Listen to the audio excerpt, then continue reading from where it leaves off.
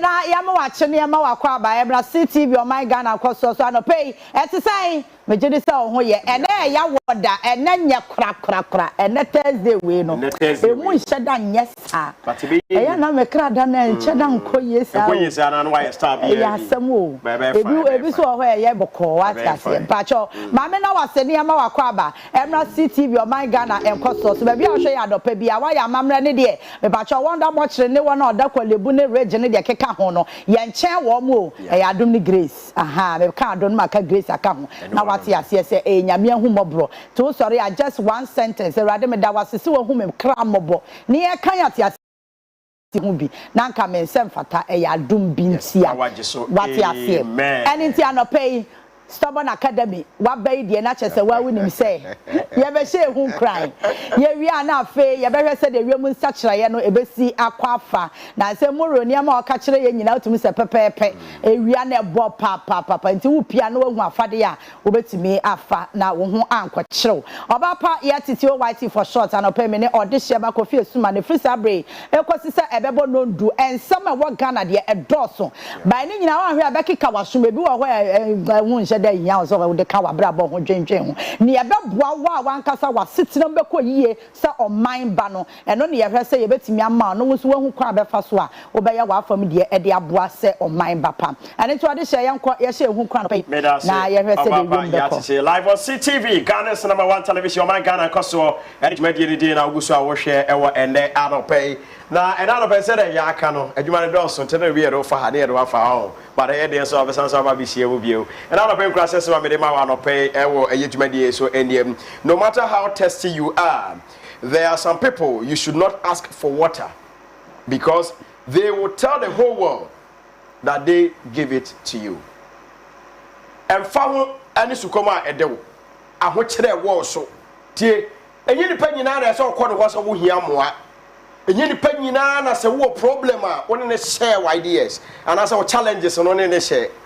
ye wo bi wo do mo a so ye papa e de mawa obebo de wuro ma wiase afa na nyina hu akwa na okɔ ne nyame akwa anyeyi we nyame akoni atade ye hye we nyame aka ba bi akɔ de ne tito no kora ampo no enka woni sa ni pa na wo ye sa de no wadi nkan nya na katua dada we hia katua bi amfiri nyankopɔn ho enti amfa woni ne tebia ne te wa abrabom ahokyere biara obekom no ye woni pa mu gu ahodo woni pa dɔso e wa asase so aye we me pa cho so ko ha mu a woni pa woni ne ba discuss problems and our challenges are woman no woni pa woni ne ba discuss yes o ma da se abrawa ana se wote da se abra no ma kora so ko se ma me nkɔ asomashi wo ana so obenti wo no betimi aboa me obetimi aboa na emu makyire ene asɛm no pa so fatu ko to dwem eye abrabo a ana se yensem bi ase de kan da abrabo ho a ebeboa e pa obi won ma se oye papa ma wo ana se obo obi na obi kan ana so obi kote a na yensem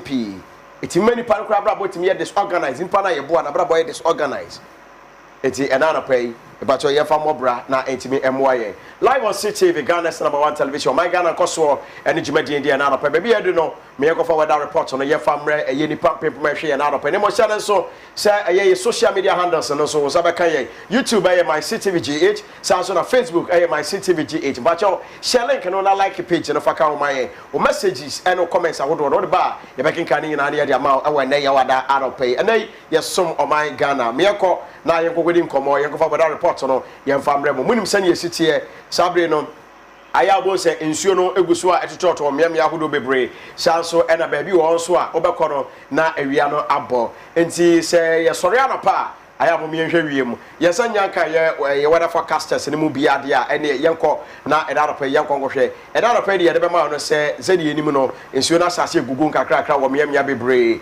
enti ne me pa cho se upia abonten a wo de hwe weather no read weather no na hwe se ne sitie o read weather se ne hu sitie bo nkwa be fa so a wo be fa ho apie akọ abaso dwemu ba bia eno so tim se awia be boro eno so me pa cho aya na wa hwe ne ye e de amaye me pa cho ade bia ye tumufo se ma mo ba bia kwantempa wodo ye kwan foforo e wo ho ana ba bia kwan ne motutu no mo meshi so mbese nose mask ahodo na mo de be protect mo se be ya ye de basa biara no enko nipadia no eso afọ de no to nchen a driver for especially mo amonam eye bepo ahodo so no Momo there some fog lights and ebe yejuma. Freddy Kujo aba homana so ye Freddy enkodi nkomo ye weather forecast anopay ye ni nkomo Freddy what me kan anopay ma me mo ache mo akwa ban fam ro my Ghana KOSUO live on CTV.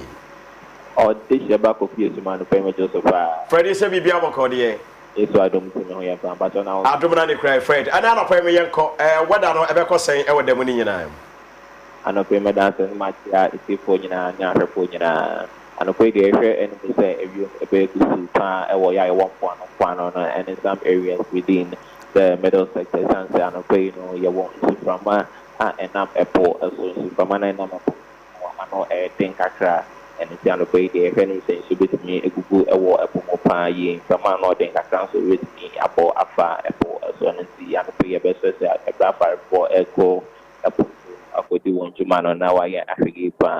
It's not something from an internet. I couldn't cry or say, I want kind man, and so with me, a Google, and then I pay a call if you mohokatra, and it's a very 50. I call you must want it with me, a farm umbrella, and I said, could be.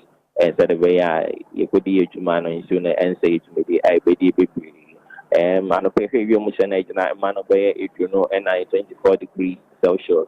Aquarium honey, and say you met me a bike at Kana, area and Monocom, the other and break and then say you mission never cost rock with the man by the Assamian 33 degrees Celsius. I think the Fibium Hall aquarium when you heard me say, Yamiakakra are a war within the forest belt and the northern sector, so which means Yukakra. I with me a good if you more equity in one of upper east, upper west, Yamiaka was Savannah region, urban northern region, that's now one of what with the region, Yamiaka Council, our eastern, central, western, and western Logina, again, we say few more equity, we want to be to me in Chukakra. I bet me a good equity portion upon a rimbe, so my boy is the happens of your mission, a back of Pompa.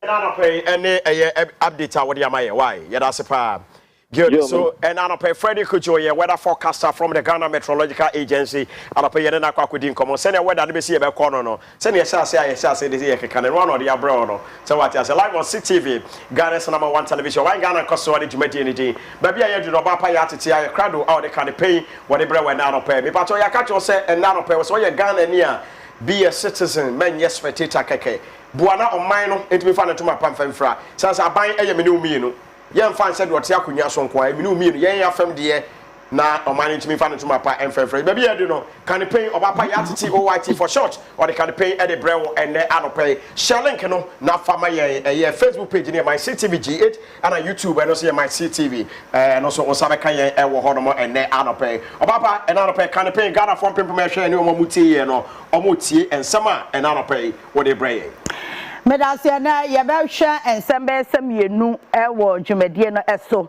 ene nti yebeyire ho ene sese me yade na se mo Facebook comments no me yire me ho na me kenkan bi because ya na nkrofo se ye fa phone in ye man nkrofo efre na wo mo hwe ye Facebook no so wo comments ene ye o ma dwenkyere ti me pa cho say aya na dodo na nya dodo na ne bitimi awura ahomani mu nti ro ne message be be wasting data no say nipa no na so wetimi organize no Emma nti patro se de se adwuma ne yebeyire ye ho se comment bi a wo de beba e wo Facebook live stream no ase no yebekenkan ni nyina kama e de amount me ye sure se fiti enura besi na no pay enura wiemu ho akwanwumre mu ho besi ano pay kroma ye de kroma ye sese issues bebre patro enya de bi ehu enye hu enya de bi ehu nipa bi no pese onya ne ti didimu no pese otwa ntro de fa ho nti we enya asem bi a ehu bi anim. All right, so quick one. We crowd the Ghana Police Service. Me shada enche. Was a particular issue way home, but ye bayiri ye ho se. Ye was ye catch Ghana Police Service. Was a same way ho no. Ye bayiri ye ho aka. Enra me ma videos. Ma catch us a video there in no lie. Ya ma video I say save the judiciary demonstration na e course so do enema bebre sisi ye ya bobo obi kire wo e discuss ye but after that enema esisi ye no so ya bobo bi so akire the ama me Ghana Police Service asem we me nche wo ho but me monitor mo very closely because asem we me wo interest e wom because yan Ghana fo no ye ni police fo nya asem a Sabe, yeah, honorable entire ye din ho no. Ya ni police fo nya asem a enche na asem no ne ya ka wie. It is a asem krona bisi na se ya akoye bibia Bosifo e was here when you be some kosa and nti eno anpacho ma me Ghana Police Service and ekwo page anopay o say 8 hours ago wo mo post to ade bi mekan sa de kro na wo post to ye ne e de akyerew na asama me pesa me catch Ghana Police Service no you understand where I'm coming from. So this is Ghana Police Service or say Ghana police update on alleged assault on a police officer during a recent demonstration. The Ghana Police Service continues its investigations into the case of an alleged assault against a police officer by Honorable Alexander Afenyo Makin, following a request to the Right Honorable Speaker of Parliament by the Criminal Investigations Department, CID. Honorable Afenyo Makin reported to police today, that's on the 7th of May 2025, to assist the investigations. Investigation has also commenced into a petition received from Honorable Afenyo Makin alleging he was assaulted by the police officer concerned. Both investigations are ongoing and the public will be updated as the case progresses. Wey aya Ghana Police Service ukọ mo page anope ya de akọ and I say no ade da wo mo page no so na me to TV no so ama no those of you on Facebook and no na da so no the ama me pesa asem we make bi aya very simple. Ghana Police Service, be careful monya because me ye monitor mo very closely hwe ade bi e besi wo Ghana ha bia no obia wakwan obefa so obeti ase ba niama ni bi wo honom na se wo ya emanti ase ni luki say we de ase ya akwa this direction the ama asem me pesa me ka bi na me ka che CID mpanyimfo enyina CID boss anope me tagewa e wo so ate ase de nti a me tagewo because wo na wo ye panyina wo da CID ano and it's CID boss Lydia Donko anope me tagewo na dia me pesa me ka very simple say yam pesi ya beti asem foforo say afa de police fo akoye wiemu na afa ekwa wi akire no police officer ni momodifo na Honorable Afenyo Makin de ne de because ade na matwura to mu page ho no keka kɔ ho me ya sure say Ghana ni a wonam ni baabi no oka demonstration no eno ne police ni enya asasem na me nya sure say nka CID fo mo ba ha me ho kura say obi the petition kura ba na mo kowem video ne ada ho no enka no kasabla ni pa kura de ka wan ne ho aduma wie enka mo ya ne ho aduma wie me sra mo say mo mama gen nya me te say de ya me no mo mama gen enya me te say de ade na mi hu ene ade na mo pesa mo ye no. So Honorable Afenyo Makin a petition akwa IGP say police ni no ebo no eno me ka bibi kira utie Honorable Afenyo Makin nsem o tworo ye na utimu say ono ankasa nim say asem na o ka no ensisi so because ase police ni no ebo ne bo my chest obo ne bo mo hwe na mo fa video ne to so ma me ase police ni no bo ne bo ama okotu mpo say National Service yi mrantie bi a wo mo ho ebe bisa ne say Honorable na wo ho te sen ewi akire no parliamentary parliamentary clerks bi a wo mo ewo ho no wo mo mom eneja wo mo be fa ne de ne call restroom parliament clerk wo mo ho ne be fa ne call restroom e no kope baabi no die se nyanya me a enko collapse ye enra me bi say no Afenyo Makin say obi a ya pem wo ya collapse ni no wunya energy fufro ni posi ni gina ho yeyi su bo na sum enti at what point na posi ni di ka bo wo a obo wo busu enye nyame anka wo collapse anya financial service fo bi na kopa nsuo bere wo ana anya parliament clerk bi na befa wo ma wo koda ye wo restroom enka wo collapse wi enti samra no time be na see na ne ya su siye because se woti bi nya ahode gina wo na so ye we ya ene bia wo mom na di ka bo post ni na post ni so bo obi Yes, because obi anya buwa wo collapse de. Energy be na we benya de ye saa de we. Honorable Afanya Mike asanya ho atworo petition akwa IGP se post ni na assault no. Me pa cho time at democracy hub. Wa mo ye demonstration e wo krom ha. Ya see Oliver Baka Vama wo akotu post for car key de adwane. Oduru ba bi otu safa ne to twene ye no. Me pa cho de na nsi wo krom ha. Oliver ya de ne to mu fie na sen na watwe dodo sen. Ya pre-bill kwa ma no kwa ne ya see ya ma no. Posi for mo man enyansa. Posi di na Afanya market born asum no oye nipa. Afanya market is not above the law. And I member of parliament into one what me bu posi ni fa no hudi. Ba Ghana ni posi ni nya asem dia ya asem. Wow, adebu awa mo ya read meaning into some of the issues. Wow, we video ya sisi ye. Now Afanya market said etimi nya akokodro tworo petition koma IGP say posi ni abono. Now posi for say I Afanya market ba be kan side. And on the side no so all kase posi ni assault no and no see obi aka say mamu investigations but mama na is so obvious. Mama na is so obvious to say I say Afanya market ye MP or a politician. And teacher say oh no mo treat in special no adebi o ha mo nyama ho na ho saa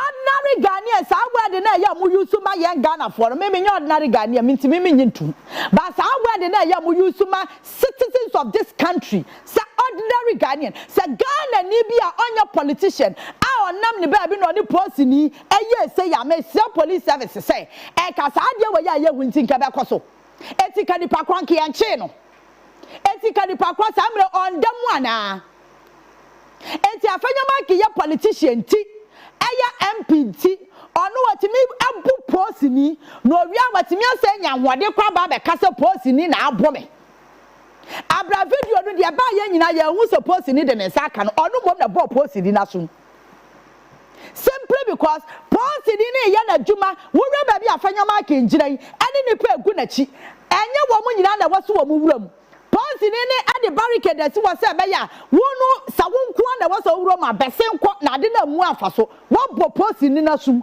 wo se nya ho de kata akwakoma IGP se post ni assault ne de hin so aka se twan na me ma wo wuram nya abotere ene ya assault na na se de hin na Ghana police service asem da ho pefe asem ya da ho pefe Musa person bo be read different meaning kire yen mane kwati say post ni no wodi for but say Ghana ni a onya politician woni post bia me ya sure say kamu tie na no asem kran kan be che no post ni na Afanya market bo na so no onya nipa ho onya nipa ana Afanya market ye nipa chen obi ho mo mba ne ba bi ho na ho sa CID boss de adonko de wa mpe wa asem no mesrawo case we ya abai e test case ma Magana for young suppose for Moka Lokre. Senior Posini said, I am robber, said BBC, our Posini one, and Channel Machini Pacro. But say a Posini in the back your BB, and I have BB. Sandia no way, and Muntum that I'm a Ghana for trust issues. And in this case, video in that way, or being chubby baby, a Posini in the tenant, some boy for your marking soon. Somebody should tell me this is a video. Media men say me wants to say very quick when I am kwasa. Media men say me wants to say Afanya marking klemu say. Post it no so one twede so ya dan yo. No the bone blow share ne bo. Enye nyame anko collapse ye de kasabra ko wu ka Afanya marking ayo obituary. Enti awode ben na afa di Afanya marking nya ayo di say adwuman. It's not adding up. It's not adding up. Because Obia, we say, I lean beside a wall, say, wine. Emma National Service in the Dominican in Show Brow. Obia never found who call restroom. Emma will quite die and Patronium Namico. Sanya and Rabbi Kanchina will never find your market letter now. What's your name? No. Video you see that way when you bra post ni chasa won would ya wonya wo ho enti wona de kan bo no ana no so boy wunti na man ka wo collapse na say I don't know which is which. Who's that say bo ya na mma ho da hododo. Na posifo anya ho asem we mo soso. Ah, ya me ya titi na me posi ni anya asem asa abre san kiache mi o. Kiache me da. Ye ntie ma no asem. Driver ni tro driver na mkwa ho. Eno ni posi anya asem e ka ya chi tro driver no kasabla wadam ya muaw ye ntie wa no asem. Go and check. People complain and go for complain say posi for chi wo mo twa tro to wo so. Asema enim no o mutimi ka. Moya sana moyama ya jisa asem na di me say. Police ni na afanya mark na assault na wa border suma enu na da wa ye nyina ye hwebie no police ni no wonya nipa na ana afanya mark is above the law. Ya nam traffic mu keke kra hwede ya MTTD fo ye wo beka wanu masem wo wiase nyina ebi wa kra wo kra admit say mistake no wa ye na wo pachew ade a police ni de be ye wo no. Ba me won impossible for yankrofobia me feel o mo me pe o ma sempa you know why o maduma na den empempi no emre bia na me ye program na adwona me pon 10 nti bi e wo ho a medu fe bi kwa na ekobo 11 na police fo bi gina Legon sa the Gwa filling station na say total I said there's a filling station na wo Legon sa first gate no a de be ko per second no there's a filling station. I don't know say girl or so. Now post for a checkpoint wo ho. Me do bia metimi gya no mo bon ko madam Mosca na mama mu bi. Ba dia ba ko eto da bia ya pa ne say. Post ni nim say asem a wo ka to su nye no kore. Aso wo be henham officer of the law or she uniform tinu ahunahunam. Ba edu politicians so anu mo ye din eno na mentem ase no. Se na mutimi ye hard e wo ye ana munya hard wa politicians no so asema esi wa post ni afanya mark ntamu esi wa ani Odehyeeba ntama kasabra Odehyeeba ni adwuma ma ki ache no eya me ya ma no odin ya kasabra kwa mo hwe me ma chifu tro ka mo hume mesi ya ho hwe kwa no democracy hub for demonstration no mo ye no ya si ye wo mo post for susu say wo mo demonstration kekeda no mo ye o ede na kwa wieye ebi koda nsawam ebi koda nima police station cha say ya chechi wa bo rough Oliver Crowd ya ne dia ya was because ono de bi osai na sem two police ki mo de nam ka ki en wo de nam odu be ototwene ye ya chi no ya de ne ko he odamu na wo twesen na politicians member of parliament atene den sa bo post ni asum wasanya hode atro letter brem say post ni assault me na ya invite no na ye investigation na ye na ntimi na me kwa misro say me bo post ni asum misro wo she uniform no misro mitimi mo na asum nipa bia ni wiase kura me metimi atere me sasa me bo nipa no for what reason wo bu obi for den say wo edam ni utrima wo bu obi ayeden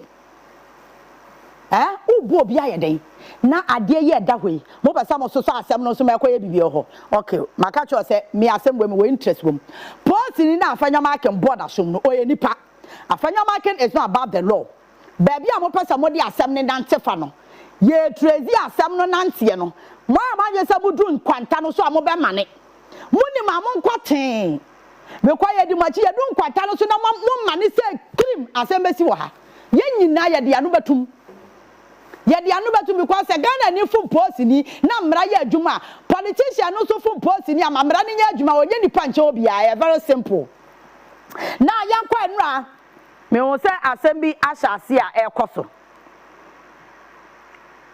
ye be de no ho nkomna krom ha pa so de to da bi a issues ni bi wa wote ya ho na wo yam du brim enra anwumre ena yesi obi hye Yokofuo office as a national security office and watchro dolete no wade apia bonti na nkrofue obi e kan bi yaso ya be kan love letter ni bi na dia ma ewo mu no yaso ya kan ye wie a na wase ye kan ye be kan simple kra ye nyina ya nim se adubu ahen attorney general ehwehwe ni nsemu eno de ka ta apia bonti smith document no to TV no so mame na me wa questions bi a maybe say dubu ahin won say lawyers na omo person mo e ma dubu ahin case no essay no sa attach aka ho mo to attach afo de mo ye no mo say brand case no mo say brand case no because yenya lawyers kra no document no you can use your common sense and analyze the whole thing. Because another information ka ho no mu rafi mu ho se Ghana for ye nim sa information you know. Anything na sa niam we or shares and national security so share yoko so share he watchura dia ba abonten no. Asa monya anwode asa dia koma national security coordinator Razak say wanye na asam wanya de wanya mu wemu so on frɛ hwan yo se de den mo mama di na ho mo fa document ne to so na me de to so all dia wa to bo so be screenshot you so be kan bio but mebo asem ne tofa na wate ase enra letter na e ba ye no me summarize the bawa edu bo he person o chese sika na ya bo ne ho ko adu se wafa no sika no ko ye adwuma bi a chese enyo no nko a di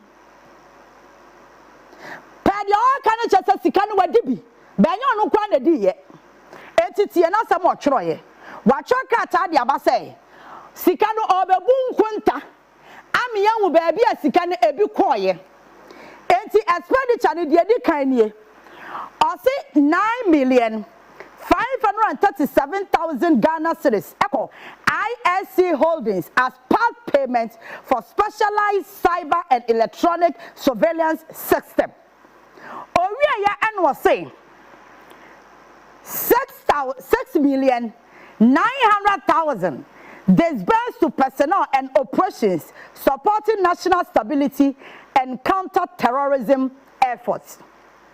Oriano say 960,000 and 309,000 provided as allowance.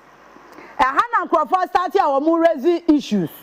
Yes, we have raising issues. 960,000 and 309,000 provided as allowances to MPs on the Defense and Interior Committee and the Subsidiary Legislation Committee, respectively, during the passage of the National Signal Bureau Act and its associated legislative instruments.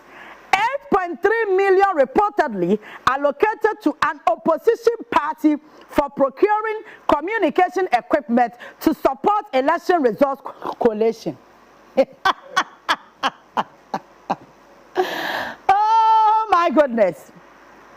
135,000 Ghana 5,135,000 cedis allegedly paid to the special aid to the president-elect for the purchase of a high-end vehicles, including a Nissan Petrol Platinum and 2024 Nissan Petrol Platinum, and a Land Cruiser, and a 2022 Land Cruiser. Me pacho the sikano wa this version nyina e diaba. Me pacho ehemfo na na wo mo committee no so. That was 2017 to 2020.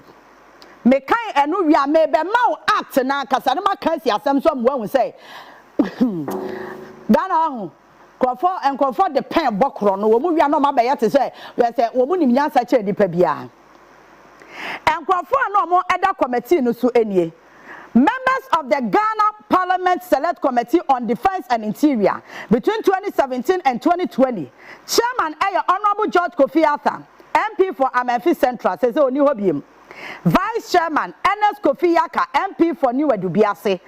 Members Honorable Cletus Avoka MP for Zibila East, Helen Ntoso MP for Kachi West, Honorable Peter Tobu Lanchini MP for Wa West, Kofi Adams MP for Buem, Mohammed Bawa Brahma MP for Ejra Sechedumase, Dr. Zenato Ajimaroles MP for Klote Kwale constituency.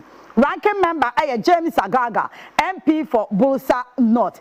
Where members are 2017-2020 were more our Defense and Interior Committee no eso. Now take me to the act itself. Now me sure art no time wa mo approve ye. Any juma ye ka say art ni medi. Quick one yan kon tentem because issues no doso. National Signals Bureau Act. Ubiemwa, mame kwa first page. Oda kwa page 3 hono no. Scroll na kwa page 3 e hona adiame panewo. Ye kan wi ade aka ne de. Ye betimi atwa so. Where out of the Parliament of the Republic of Ghana entitled National Signals Bureau Act 2020. Enti me pacho e kira se embra na ye ka no. Ye wadjuma e pass in 2020. Now, Embrano any passed by Parliament and assented to by the President, National Signal Bureau. Establishment of the National Signals Bureau. 1. There is established by this act the National Signal Bureau, referred to in this act as the Bureau. Object of the Bureau.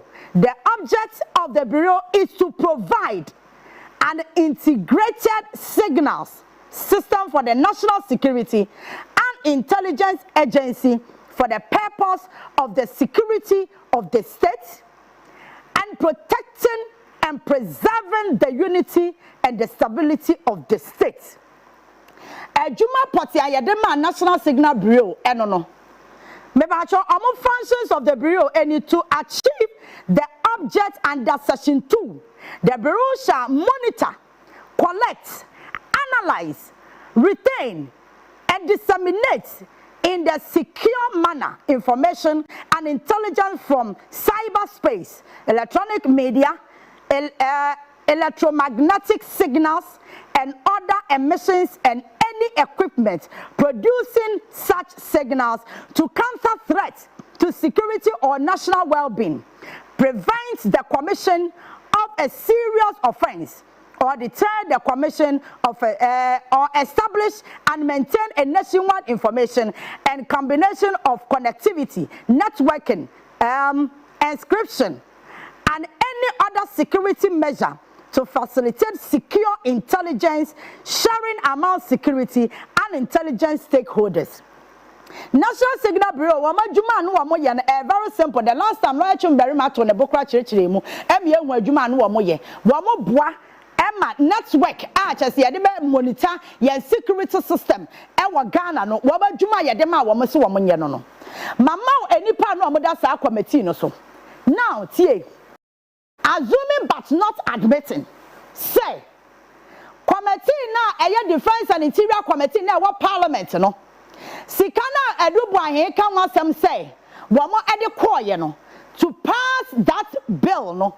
Mani beye act because president and Sasha senti ayamra act and no more a bill. Me pacha o. Sa sikano na wahe Mentia say, and I know do be a buahe no na the position and saying, and I know you're in charge of Sikano. That is my question. Because you passing act no ni enya meyi ni power beda no. Enti ebeye dan na do buahe tinya you in charge of that sika no akwa disperse ma parliamentary select committee. You see when you bring something out, think twice because people will analyze it. Just use common sense. E wa de we hu. Oba analyze na simple ye lawyers. Me say assuming but not admitting, say sample netia. Now do buahin in his capacity as who? And as he can be fine so. Now, what kind of some now? Baby or honoma uyemba show. None of them who say Ghana, you were problem, papa, you were problem. So obia or no, yadu or maya juma manono. Or no to me create account, or any year to me kabom create account. And the account to no pretty ma buying. And I'm make on one some not trying. A woman. Me pasa me kind that part in the mouth. Now for what me tea Ghana pa de nyamene yambua for. Say account na ya can once them say a yen personal account no. Or say samra no sa can na yere na no me signatories to that particular account no. Na a account say be a pesika kwa ya de animu ya no. Now I want to ask you. Enti abai enti me take charge of unknown account to say or baby bibi and manimu ya obetimi akoyi. I just say individual be acquire signatory to that particular account and send it to me yisika wom. And to honorable to force and one as a finance minister. BBS emergency near pesika kwakwaya. And to force and on to me sign. Bank of Ghana governor and to me sign. Signatories I was almost sign Emma Ghana ye to me yisikano. Me patro south one almost to me sign. I just say independence citizen you are to the baby. And I was on no your man is 2 minutes say brabe sign my mine no create account to my yen. Well oh yeah dear think twice say adie ya me ye. Obi wo hodoma wonja lawyer obato de brofo bechirim. What kind enra the document no de ba ye ni nyina wutimi say lawyer say that mu to the fo mo client no mo anhwe yamba man da bu ache because or making issues in the west. And you see that particular account no kwa ya kan wasem no yesi wo close no 2023 enti eye dan no timinya sika wa hin eno ade ma president elect bi de so am fa nkoto ka account ye close no 2023 ya to about December 7 2024 ana the bank oh you see adebo ha manya wa ayen say wo pese wo ka say man kofo yem hyehyɛ o mo say ntro na wudi a wa akasa kra no wo man di kofo wo say wudi ntro we na kwa kyro Mr. So and so ana Mr. So and so a wo ye aid to the president elect me man sika say am fa nkoto ka ya to abawi a wo krom ha na nya ha ya na nyina ye te na president Mahama no odi Ibrahim Mahama ka senam MPP for cry friend your mobile done to some JM ho eche wo bia even jet ya no odi two kwan na Ibrahim Mahama jet enti time na no koto Land Cruiser ana time na no koto design awurade Yehowa yeah to aso. And you see mame attorney general video no he exposing him more. You know why? Neniama na wa listening nyina no sika na yese e fa ne nsase wo Ghana water no eno wan ka ho asem e kire se adubwa he wo ye kromfo wa wi ayen ada na sika no wa disburse na de yese wo gi free Ghana water ho ya ban sika wo se kwa aban account mu no e kwa wo company private company account eno de wan ka ho asem wo de release video ni etie Dominic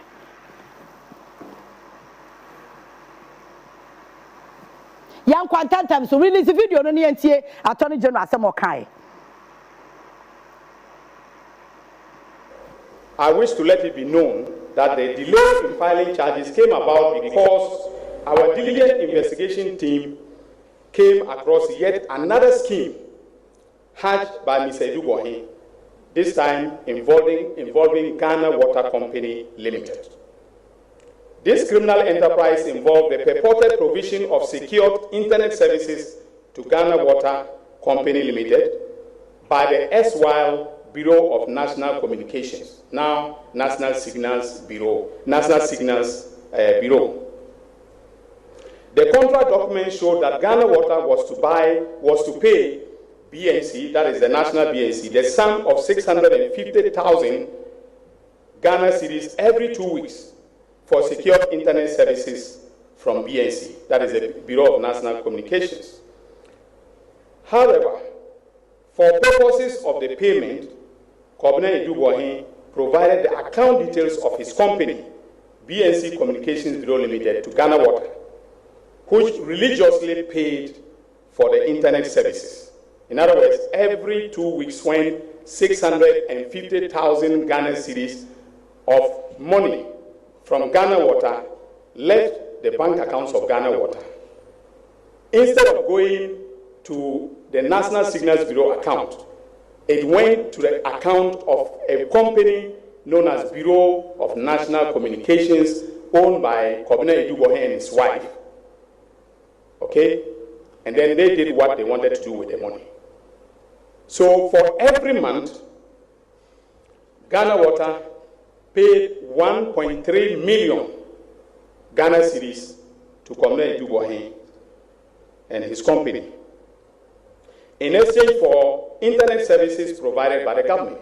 Because remember that the National Signals Bureau is a government agency.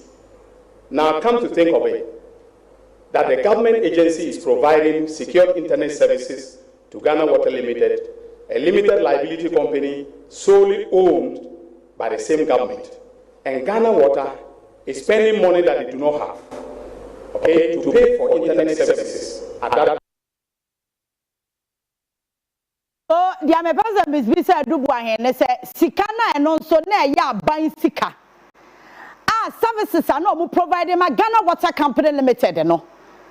Say sikana na was a bank account to more or then a private account. Edge says sikana and also and also 1.3 million every month. What can see I am crying a good room. Mama Angel lawyer adwen chireta na fe mema to aso. Lawyer Paul Kumi ewo ahoma no eso. Lawyer, good morning. Good morning. Me pa cha wo ho ye de. Na do me ho ye. Ye de nyame ase. Ne di kan wadaro mama me na ase ne wada agya no pa anyway. Me ya sure say enra dubu ahen letter na ewa abonti a obi e kan bi no. Wa kan bi. We comment on it ansa na ya to aso. That's the big way. And there was any need for a man. The kind of near NKOSUO between the Attorney General and the Odehyeeba in case may share that in chat here. You who near Attorney General no a person or yet. I expressed a person. Be a bank a bank and now we be a bank. What you need a remove a who a japadia or the bank a DIA. You didn't go over something meeting like it. If you won't balance over when I say press conference, that's a walk at me now. We see it. Young company do one in another money for mobile no into your dad. Yes, you didn't get it. It's not so I believe. Yes, all year as an attorney general, that is what you're expecting to do.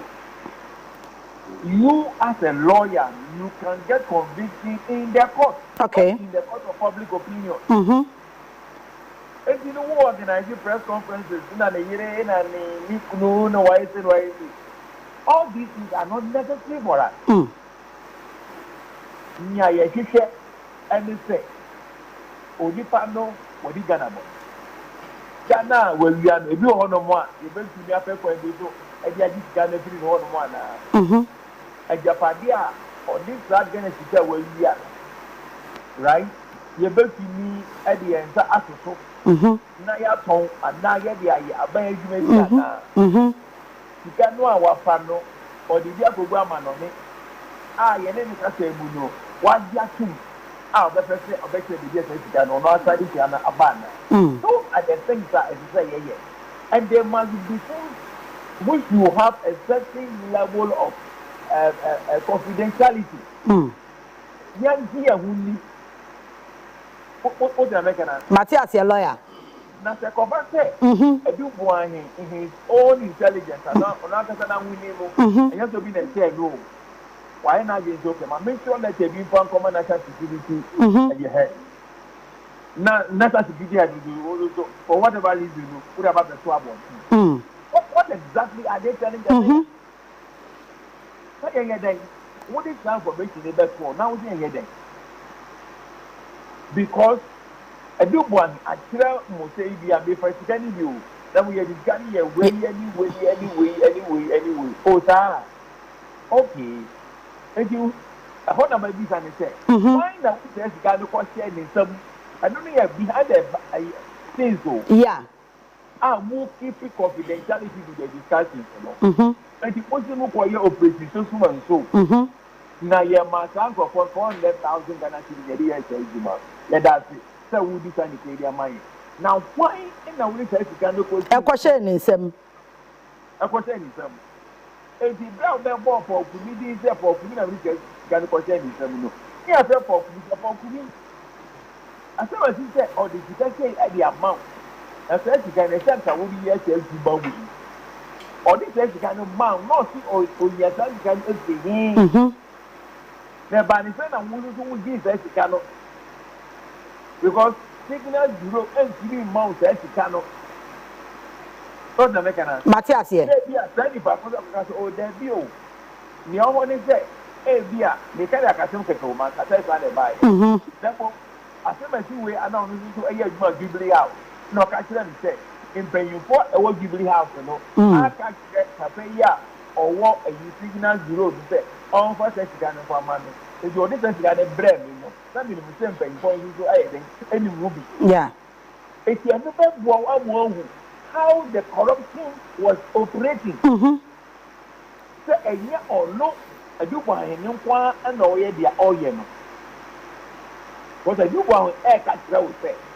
And you didn't say make me up for sika we nyina a friend say all the guy na ehu I won't let him move out. What you know If you are not necessary we so we now invite the former a friend saying all the guy no so all the guy this is what happened during the time now or no did you at any time a friend said audit the signals and your friend department and now what any that we are now here some for internet some for water Ghana water and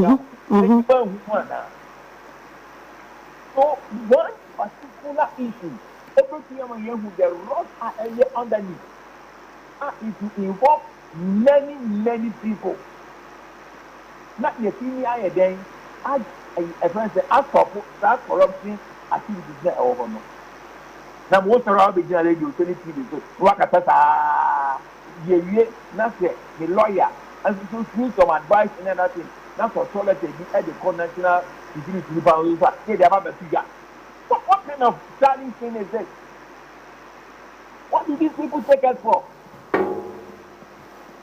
now we are waiting in another at the end of the day one year conviction like a position so do all these things but you may not get conviction. All right. So lawyer baby what kind si mama to so ho na me misa sem baako wo kan ne letter no kwan ya ofa so a sika no o cheche mu se ebi kwa ha operation calm life ne defense and interior committee GB na opposition party bi kura no omo GB de kwato kwan be I don't know machines omo de be collect resources omo de be ye den chesensem na waka no bebre dia wan kan ho asem transaction na course so between one Ghana Water Company Limited. Now, the me person me hu enie. I do want asem ni send your city. One my young was say e da abonten ye nyina ye discuss e be ma no kura bi a wasenka pie wa asem ni mu no ayera na. I can assure you say that because they say all this information about beto for would be about beto public no. All the persons na omuye involved say possible say this one here bebo mudi. They're going to prepare and ensure say they will get themselves out of any trouble. Who is our can okay. But if those people didn't know the information say any action at all. What from now when you interrogate your one because some of the issues will be the first time but you are making hey I pray for cancer the accident for so they will not be able to really organize their thoughts and know how to answer. But if they would have so public, that person is going to contact one or two or three people say, Unia, someone do what I can if I'm home. It's about your friend here, make all kind of thing.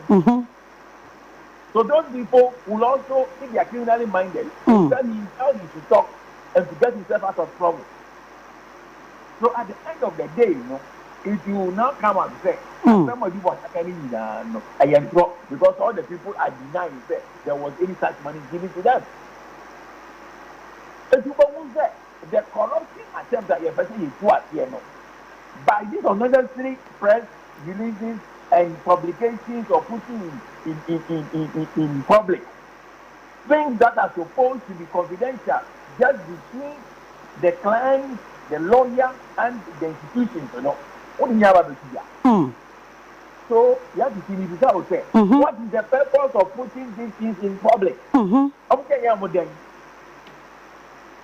that information now, almost the accused that say, everyone say what you say, everyone say what you say.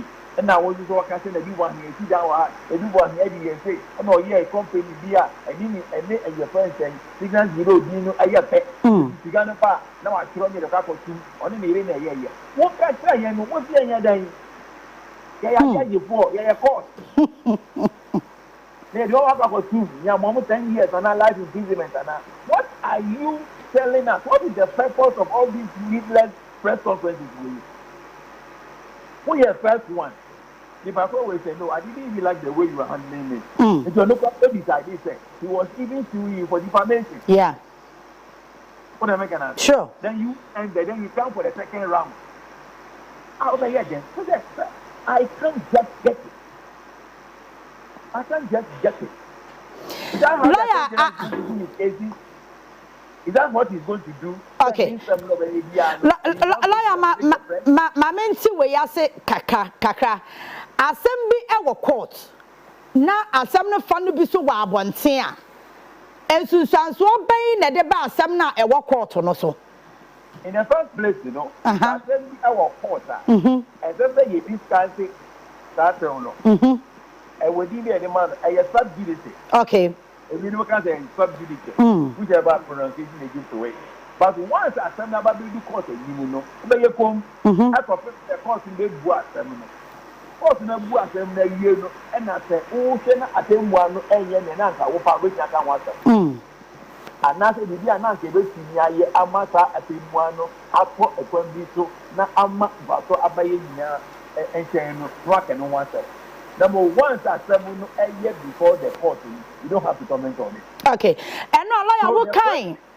You. But we are not pointing at our canon. You. So the point that I'm still asking is that only you know about better press conference is being in we are for the seven ever court view one now. Okay. And I say again. Okay. What exactly is his purpose? People got to say again. I don't see it, and I don't think it is professional enough. Lawyer, okay, run a document now the buyer no or can quite my fast so modest business says you can in every year no say account no more can once say a year on in a year and a year signature to sa account no and on the object to say no crano sa account no or mo be a say be ya e bia bibini no more pentama pesika e dia kwakoye bibia na che say akwantem emramu no say aban sika ye de koye aban adwuma individual bi ebetimi aye signature to sa account no ama ban eye one ne yere ye wo asembia ye ka ese wa three ni papro so wadi boni bi na ni papro no oja tu anase ne kase mu no oja tu se sa je no ampa wa ye elo no oboni efren confession. Okay. You know, and the young law, you know, the OB a yes confession statement. As a first confession statement, you know, Onya OB are obeyed no idea to say, and for that same way, at some degree, on one casani payment, and ya do be share no, OB and no, OB and money promise to be an amount, one casani payment, now they are cast. So when there is a confession statement made, not that it is confirmed that I'm panic, but when I can't they can't answer me without any direct or any threat or such as I don't know a solid point. I don't see money back on the conviction. Okay. It is a good one here about the cancer. Legitimate say, many may be another separate account. And that no need be buying a ticket to be a Juma. Only 30 minutes of the year Juma. That's also that particular activity now in the year, was it something that was officially known? Is it officially something only the designer? So these are the things that you as a prosecutor use to further your case. Okay. And make a better case against that person. But when that person gives you this information, then you can't put in your opener. That's a net. Everybody said, no, I did my work with problem. I'm not even aware about it. And I'm very sorry. I didn't write. I don't know anything about it. Because said note, this thing has been typed out. So is it the case that while in the Yoko custody or whatever it is, I do boy, when you're trying, he has had access to a computer, computer at the brain, no, I type it out. When the computer at the brain, and no signing and all those type of things. So the question is, what is it that is going on at Yoko? I need to do boy. What was such a release? And which is even having, how do you call it, a cover note from the lawyer. So let us do things that at the end of the day, everything is a bigger hurdle at the amount of prosecution in making it safe. I don't understand what is happening. What kind of life is this? What kind of attitude are we bringing into our criminal jurisprudence? That we are now just using the press and releases and all those type of things instead of confining ourselves to the court where the actual game is played. Lawyer, baby, I watch your mother them. You're sure say Ghana for you na ya ho asem na ni so. Lawyer me da sia no pay ne wadaje. Lawyer Pokumi your constitutional lawyer wa ben party no pay. Ne nim de ode abeboa me sure say ama wate asem na se wan hu ani so clear. Lawyer me da se. All right. Enti unim asem no my entry na me be phone lines ne ma wo. Say ya nhwe ya o. Edubu ahiade we. Obi abewi o man ni sika. Owi a ye che na. Wow. Because one say me bisa questions be say. Ante na kasa ye ka ho asem a o se eno ho sika no mutua e ma committee no. Sa atam no na nyo no na ye in charge. E ye de no no mo ne kotua sika no. E ye questions e was ye bisa o. And our friends no Ghana Water Company Limited sika na was so mutua de ma wo mo for services ano mo de ma wo mo no. Aden one for bank account one ye. No de ono ne private account je ye. Okay, for now eno de won mechire mu se sika na bi ko bi ho. Eno no nya meka ho asem na bom 48 no eno no aba be disperse abo bi anya ne hye. Now tie Ghana for me hwa de ye te he ya na wo yo mi sika bae. Ena wo yo mi ka sa mo jeje me a wo mo di sika ne bibia mebo mu din. Ena asem no wo court na ye komsi na asem na be hange ho. E se wo yo mi asem ye ni ba bi akosi.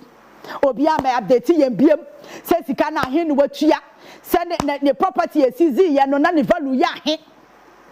Wo yo me bo antra ne se sika no obi odi bibi obeka pekprim ena asem no ye fun Abu Gapele mokai President Mahama ti ase ide Abu Gapele kwedi na asem one ayin ko ne ho mo ko tu mu no I say proud to say Akufo-Addo be yi Abu Gapele o kan say person obeka bibia na mo gigi no obeka sa no kasa nso obebo mo di sika ni bi enti ma meka bibi nkyerɛ Ghana politics na ye no ene panyimfo ne ya mo position no ye Ghana fo no na wo se ye sore ne ye boy adwen ma wo mo say mo ntimi nka mo nwia ye sika na mo wia mo nsa ma meto asem ne mayente se de asem no wo adobia to even get the energy the infantry to write sa letter no e just nkrofo bi so di sika ne bi kan ne ho ni nkrofo ne bi anka ne ho no won say no no onka ho asem Ghana Water sika no won say no onka ho asem o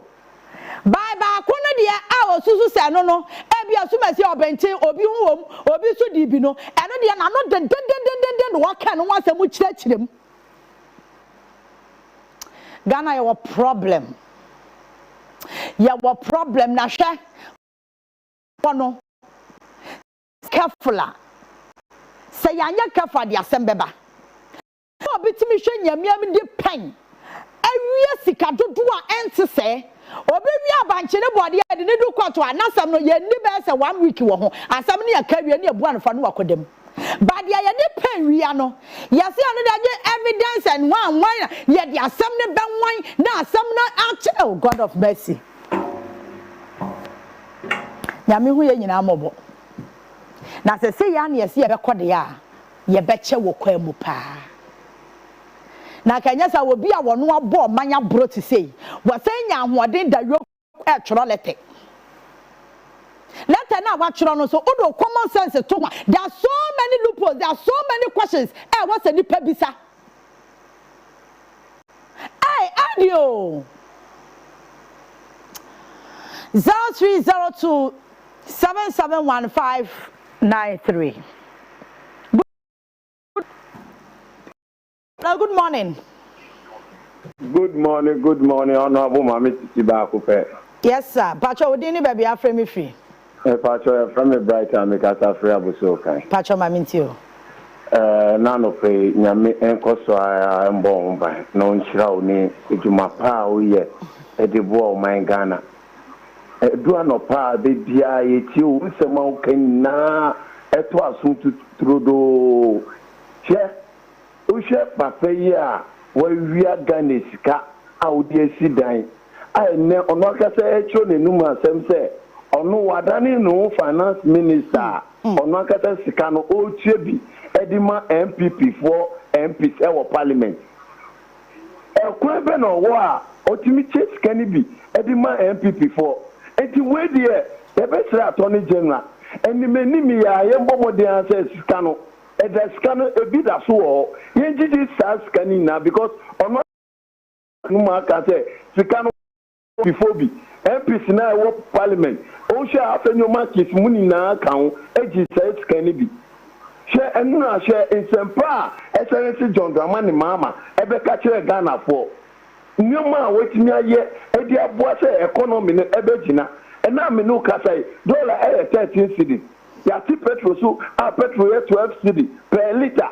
Eti nyoma na SNC John Dramani mama eni ye maami na opoko agima omoko so eye edibua se economy ne ebegina maami fa kwenya weso na michiacha manjo eni Honorable Abolo na me SNC John Dramani mama se onkai don fa Honorable Joshua Mida Akamba enche baby na ntimi mbwa na djumade bia nko ni midase Meso medase me pacho mo ma ye remfi Committee of Defense and Interior no MPP for was so and NDC for so me bo one man no more committee no so 2017 to 2020 aye pass it Adams mu nyina was so honorable tobu mu was so enti it's up to them so amusu ba be kire mami ahun say sika dodo no am cheye no wo mu nya bi di ana so mu opposition di ya ma wo mo otimi ka good morning.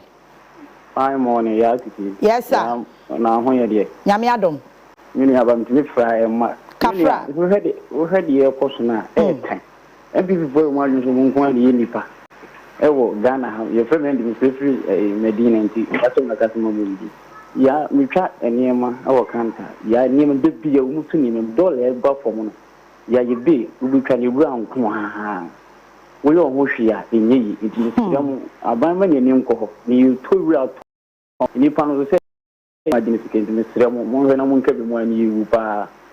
Medaso Prepare the second or see to see if government fails to arrest, charge and prosecute Afenyo, he will give them space to fool more. Afenyo should be used as a scapegoat. Dr. Sodi and the mean to me Kaimasa would they will come say 120 days in office was all about termination of appointment, the unlawful suspension of Chief Justice, and what sure and missing containers, illegal mining in still ongoing, and the Almighty doom so. And Omar Mohammed was good morning, yeah, and the entire family here on CTV. Yeah, that's Stephen Dokuma on CTV. Good morning, yeah, Joso. Hello, good morning. Hello, good morning. Yes, sir. Well, I'm going to say, Yamia Dum Pachona on sway. I don't know. I did see who said they are last me fair and I'm the catcher say NDC, MPP. They are all the same. Maybe come me no case maybe NDC. But maybe I maybe NDC for buy you said the one area war position now you can never buy you never be a we know. Declare who said and ya don't bet my baby. To say papa they can see who attorney general Obaapa the can say no what you say and the party won't bomb on one kazanga then ready and now chino no we am wine we am meeting them in my bechini panel we am meeting them in my bechini panel this name people when you back last time they come mama say mama papa why what you say said you want to swap for and I say the matter or position and yes I know can now or can be so say that Ghana for better here that to Obama no But no by praise the Lord or Jesus Christ into one person baby dear you. And the Attorney General, Nelson Moore can say Papa Kayano, a useless and oyeno. When I'm coming to the Panabo more than what is our book or I don't know, Chino, no so be a press conference. 90 minutes before never got Chino. Now post him our Attorney General, who didn't say. Post him who didn't say. And what I said, no, you know. Sorry, sorry. May that say comments up in two as it don't make Kwabenya constituency no war. Also one of 20 days of a JDM is Zoom song kwa. Emmanuel Tete was good morning, yeah, my Joe so. Good morning, hello, good morning. Good morning, madam. Yes, sir. Yeah. There's a many a comment now. Man. Pacho low with TV, no mammy. Okay. Yeah. Good morning. Morning. Yeah. Yeah. Pacho mammy too. Yeah. It's Yamisi and Tanu. Continue for your money and your woman. Yes. Maybe. Let me tell you that someone now way of religion. And yeah, can you other country? Yeah.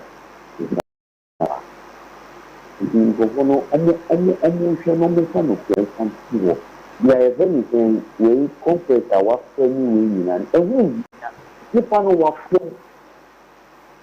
straight ahead. To a who bear and now, oh yeah. The better media for one. You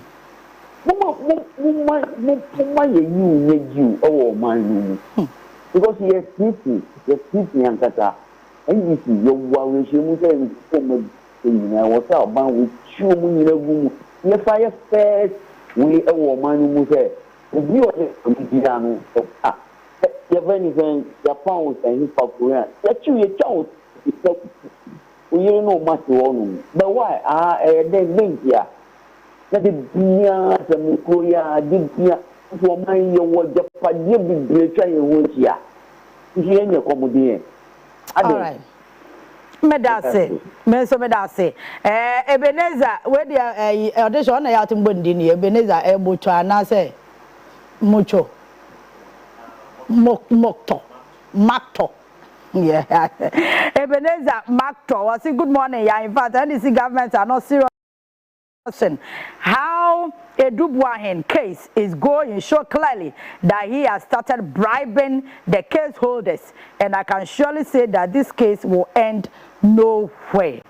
George Fifi Costa was saying, "Shama live and pay Isaac Danny." Was good morning, Obaapa Yaa NKOSUO my January. Kwasi Black was say, "Oh sister," assembly dey say, "Oh one ye beka." Meet you. Mohammed Omar, Awal Osman was saying, "Shama live every Germany." Yeda say, and Daniel Ameza on also say, "Anope Washaya Frederick Mesika was good morning, sister. Yeah, watching you live from Brekum. NKOSUO ma Ojana Enere. Nambia Damba Pacho check your phone because sound on a dem clepa. We see no sound Pacho check your phone, mammy. Why wadaroma? And George Fifi Costa say Yaa Titi, good morning. Me show a free Dubai. John Kweku Sabi was say good morning from Denmark. But say yeda sepa anope. Pacho mami sima ba ko na yeah.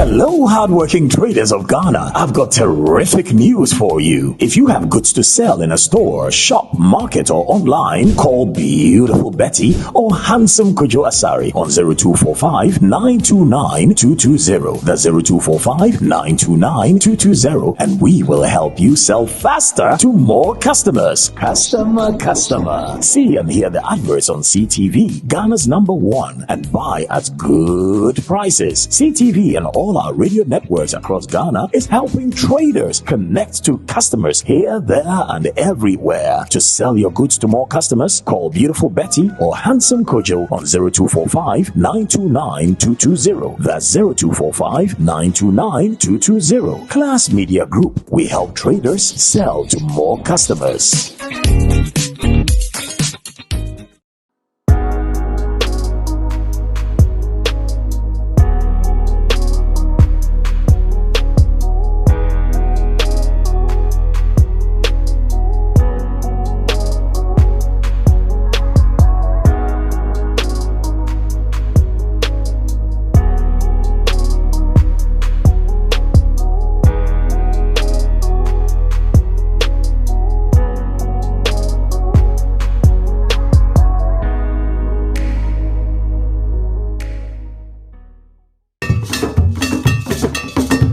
Evergreen, man. Wow. We kind those days in front of him. Abraya bafu from na parenting edi omo enkwada eba.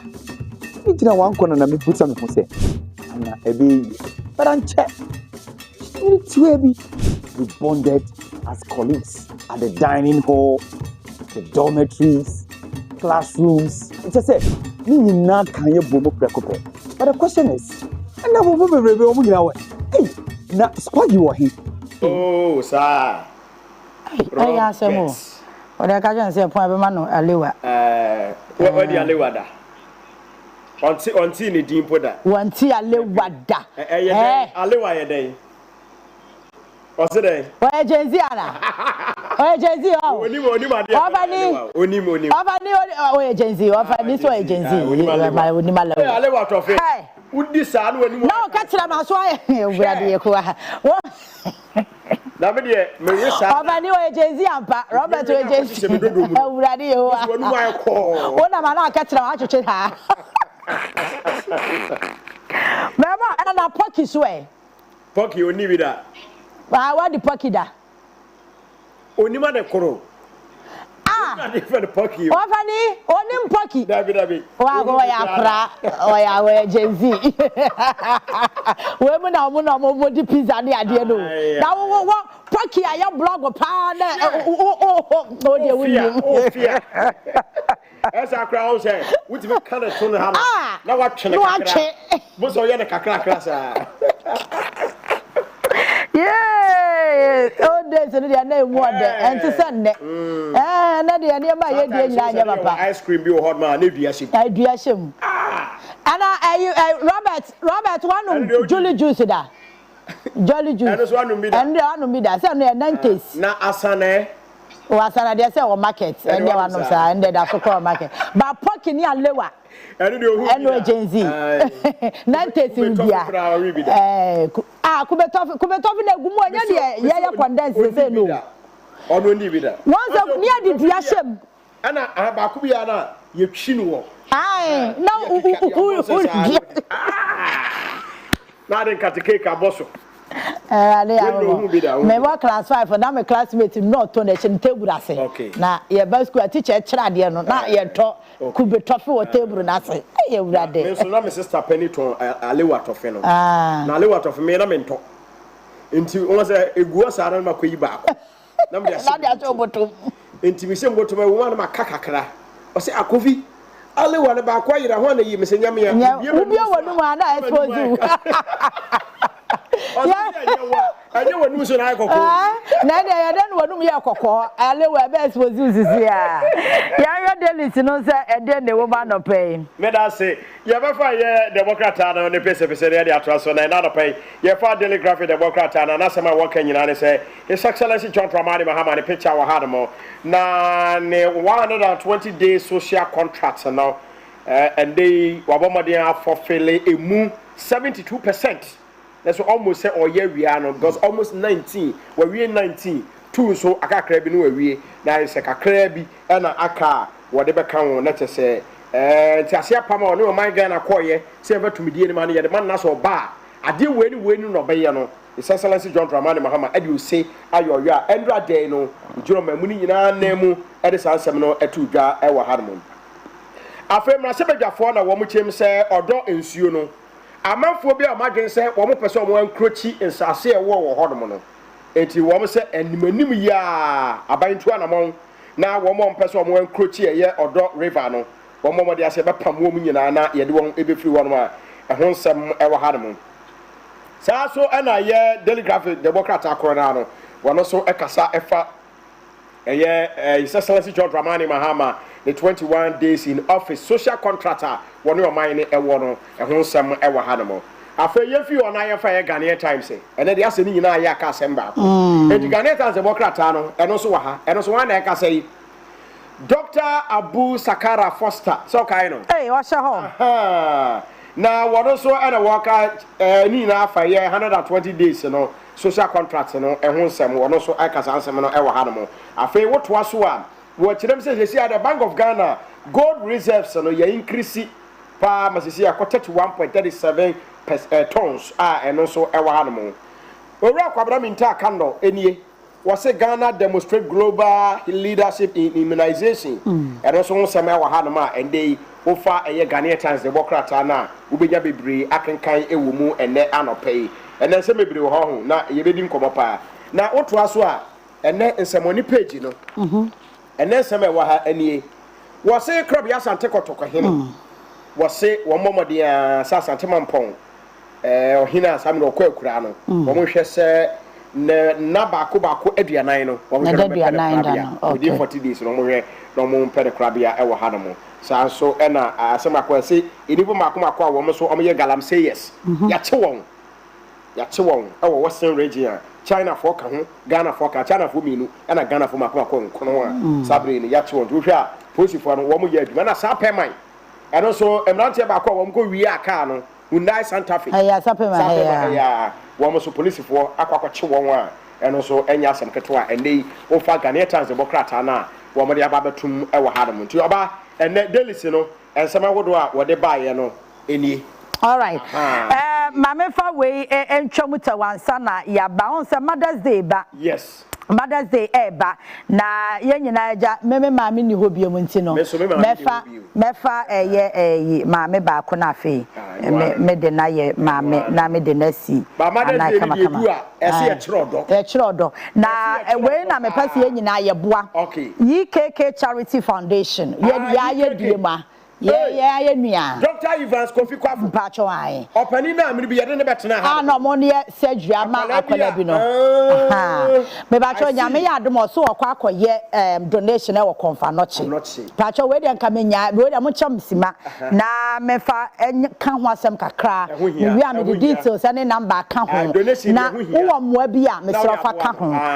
Nti me pacho nyame ya adom Mother's Day EKK Charity Foundation e be ko konfa noche Teaching Hospital na womakwa akoye donation e wo ho fiti anopa ekosi eye premtobre na mepacho niam wo mo e de bekọ no ebi fana ye enkwala ho niam a on se baata ni bi wo mo kọ wo a eniam mo de be siesie enkwala no kra ho ye problem obi wo kra ne bill kra se be ye obetua ne yi na kofie no eno so aya another issue enenti ye problem ka so makotua bills peyo na making enti wo hwa sa donation ya wo mo kwa akoye ya de ho hia pa me ya sure say number bi wo ho aso bi pese oboa pa cho bo number ne maye ye Trafo government hospital so mbeko ho okay Shia hospital so mbeko hospital and then say ye full ayo take de no mbeko ko chiche mpa ne ade nyina amaka so mo yare a wo mo ntimi tuo mo bills nyina and yeah was saying ye support wo na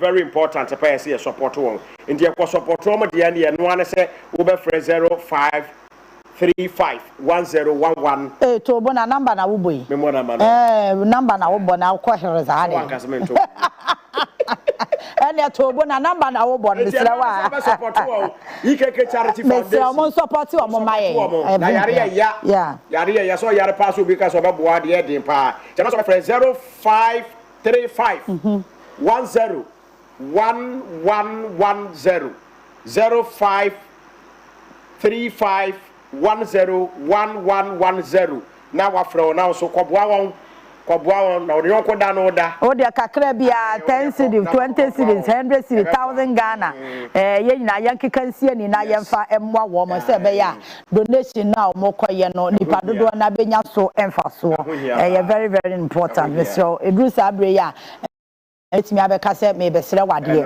enti yenya charity home anase foundations NGOs na yenyina ya boa wo aha me pa cho yenkaye maame no so exactly yenkaye abatan ye maame no maame wa wo nko a aha obaba wo yere wo nua ba obi a wa enyi se na fomo hwe enna fom wo so nipa mu a wo yam me ma ye ne ye wo na de no eno de se no e mo de kasem enam se ye ne ye wo so ene ya mo ye fa nipa ne hye mu yam da bi mu de wo di si ma ye 9 months na mo de na bre ana obi agiatu o se ni ka se wo so obi a wo de ade si o ne bre wo de ade si no ana o me no fa need to way many of a need to way na me phone ye kura me so wo fa ni me pa cho je phone ni fa kosie ma me de adwuma kase na ama no because I was so very careful to the sense that phone e ho ma asem because I say ho ba asem ma fusa me je no do se me de be cha kura we se jai ma ne ka de wutimi ka na yifri wakoma me no tirim ya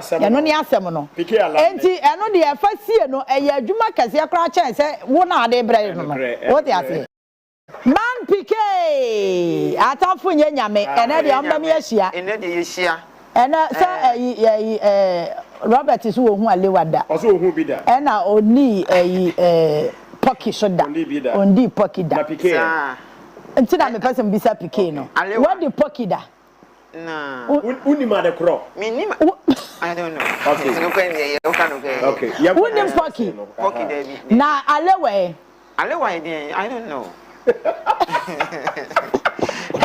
I'm going to show. Alewa, I don't describe it. Uni malewa. Nani eba describe it say. Bubble gum. Rolling the gum. Chewing gum area now. Akwaya Jay-Z aba. Hey. Uni malewa. So anya gum. Pacho alewa anya gum. Cafe. Udi ana ya oketira manu wanum nyina depending on color akura obedi. Hey, baby. Udi blue wanum be blue. Udi red wanum be red. Udi purple wanum be purple. Udi black house be tum. Na ketira ma etum. Ena na ba ku bi wo na ye black and white. Line black and white. Yes. Na no esise kakra. Ati alewa no. Na no esise kakra ti. Me de na minim ne bubble gum na chewing gum na ye win na colors. Oh, ba enche. Na za no de na no de ya. Now, Julie Juice so eh. What's it? Julie Juice. Nah. Do you know something? Baby, I'm no. Me we crazy. Now, classic one say Julie Juice. I know. Sir. Because I don't know. Yeah, who na who want to fruit juice am one. Enti Julie Juice na ya tia na dey sua gu. Squash. So yes, squash dey the minimum. And when Christmas am me ko to we bi na be. But your friend Julie Juice. Okay. Class dey your friend squash. Your friend squash. Yeah, okay. Yeah, tell am papa teacher ni. Teacher for man. Yeah, your friend Julie Juice. Okay. Okay. Yeah, your friend squash. And hey. I don't know what I do. I look at this is do Christmas. Okay. Na mama ko to nyama no akaza mix it. No dey aye. Na wachicha man. Na the first time I meet taste cook me say say me dey sa. Na dey o biscuit bi so a ye sinani e gu yekom. Crackers. Dey bi enu so na marry me. When is that amra no? Once I know mo cry coefficient papa. Na papa de no ma ye nkobida. Enti say wo fie na san kwala ne ba fisha pasa na ebuo fu me ne mebra. Say ya nko bi fie nkwaji ne biscuit ne drink. Ba mo ba number mami asisa crackers ni we no de amom ni ya dwa enti yetimi kwahia nkra na wakwa mu na ye bo am attack so am fa biscuit maye yeah sambre mu de na de internet kra ma say momo time no plane no just mo ko tremu ina ye plane ye twini wo online yes for ye plane ye twini online mo de just mo ko tremu na YouTube ye de ye tifo se na ye twi plane no so say ye di Oman Ghana NKOSUO sports ever sumu e wo CTV Ghana's #1 e dia ye pa kwesi PK ye chen seminase na ye free U20 AFCON na NKOSUO e wo Oman Egypt mo nyame ya adom ene Ghana ye bo ye last round of matches ye ni Oman ya ni din e di Central African Republic ene e bo shane so say Ghana first game no ye ni dia Congo e bo draw e na second game ye share Senegal 1 inte kwembia so no e wo say na Ghana team win say na be qualify to the next stage of the competition and no game say boy no eno ene good screen so Nigeria ebo 2-2 sanso na Oman Tunisia etra ho ema Morocco e shomo e ka mensa e ka no mo e baako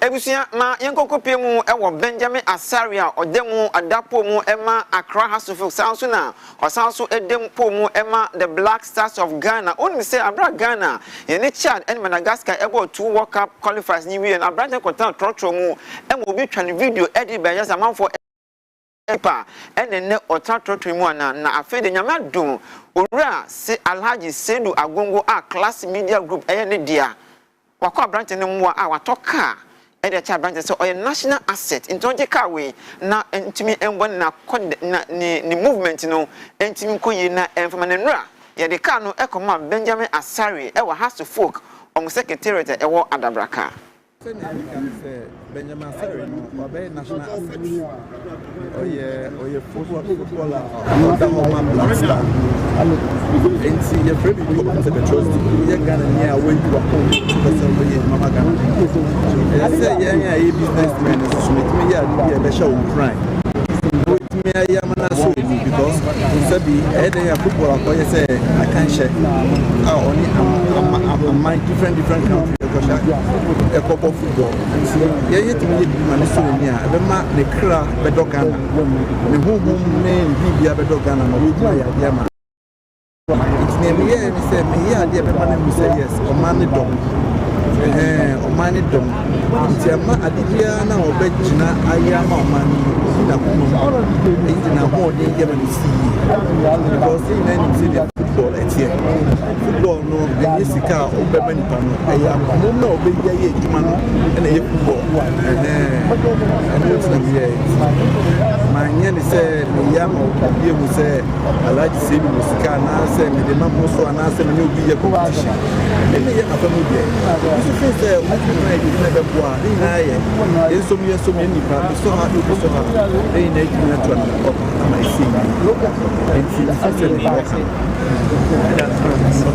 okay first of all da obi ase omunya mo ase ana se dance kese with them yankupon because ankanyo no ankanyo me ankanyo ntimi ngina ase ana so far so the every nyankupon echi ni dance them honorable original ase because enyo bia no betimi adwunu anya ana so betimi acheuka post like someone like me ntimi da obi any supporters in Ghana mining any president in say opportunity and I'm to the media dance to ma go to Atara because enyo no anka any honorable mistake that because of no mabu aminas and emre match me anya this big opportunity with obi any Ghana supporters any Ghana man say nyame ya adum na nyame ya wish na de nyina ya hwe no emblem maye na nyame ya adum en World Cup ndobi ebusia mayetwa bosomponengo piemu ewo amanane ne nura the UEFA Champions League second leg semi-final game no etoja ewo France Paris Saint-Germain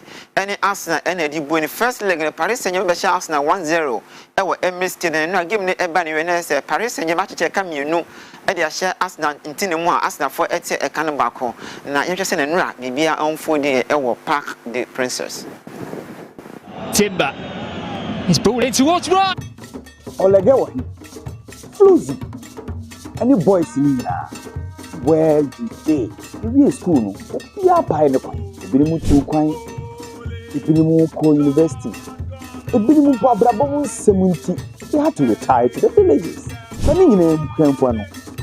We are here to reunite you and ensure that we can help each other. But before that, I will call St. Louis, Ola, Wegehe, Holiko, Preset, and St. Peter's, and now Bishop Herman, and St. Augustine, just as the platform for you. CTV Adaroma, the most program neighbor, Family and Friends Reunion.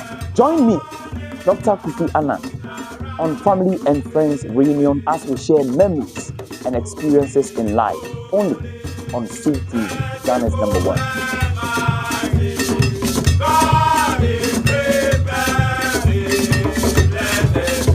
CTV, Ghana's #1.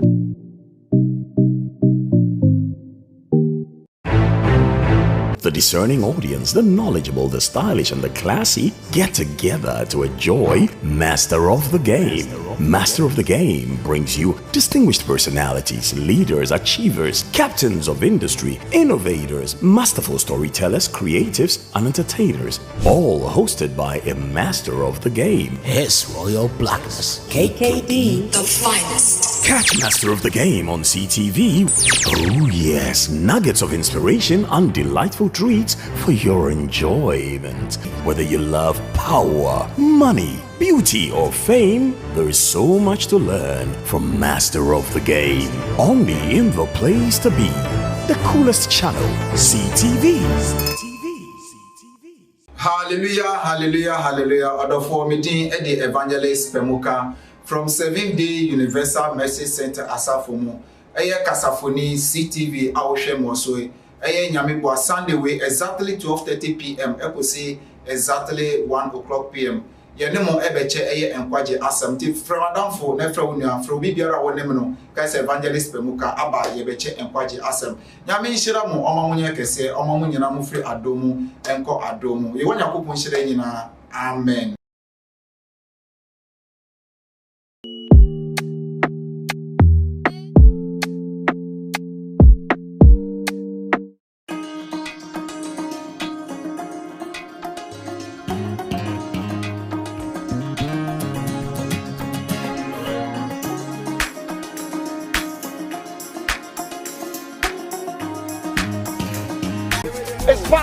It's party time on one of them. Obaapa, as I introduce to you Safari Zoom Flex live on Ghana's #1. With Zoom Flex, you can join the fun wherever you find yourself via Zoomer. Ella, don't shake the body. But it's Friday. Of course, time is 10 p.m. sharp on Ghana's #1 with the man them DJ Last Week Official. We say Obaapa.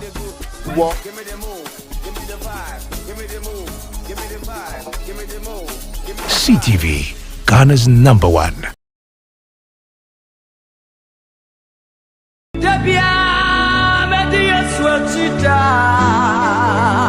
Apostle Francis Odro World Outreach Ministry, the School of Ministry. We see any park the plan Paris Saint-Germain. Actually, after you when you are qualified to the finals or any Inter Milan and ADBC. Now, my uncle Europa League and the conference. And a second semi-final games a bit to Yandikan or Europa. Now, I just a Bodo Glam to be phenomenal Tottenham Hotspur, Eddie Abuination, so self like Tottenham winning 3-1. Sounds on Old Trafford, Manchester United, and Atletico Bilbao, Ebebo First League, United, Eko Bilbao Fufi, Eko Shomo, Ekamiensa Bilbao, Bakukano, Omo, and to me, and my uncle Conference League. Now, inference from a home soon, Yamia Duma, I just said no. Chelsea, any FC Dragon, Eddie First League, Chelsea winning 4-1. As also and a Fiorentina soon any Real Betis Ebebo First League Real Betis Eshe Fiorentina Camino Emma Omuti Economo Eba. Continue any senior games in Europa and after the Conference League in there.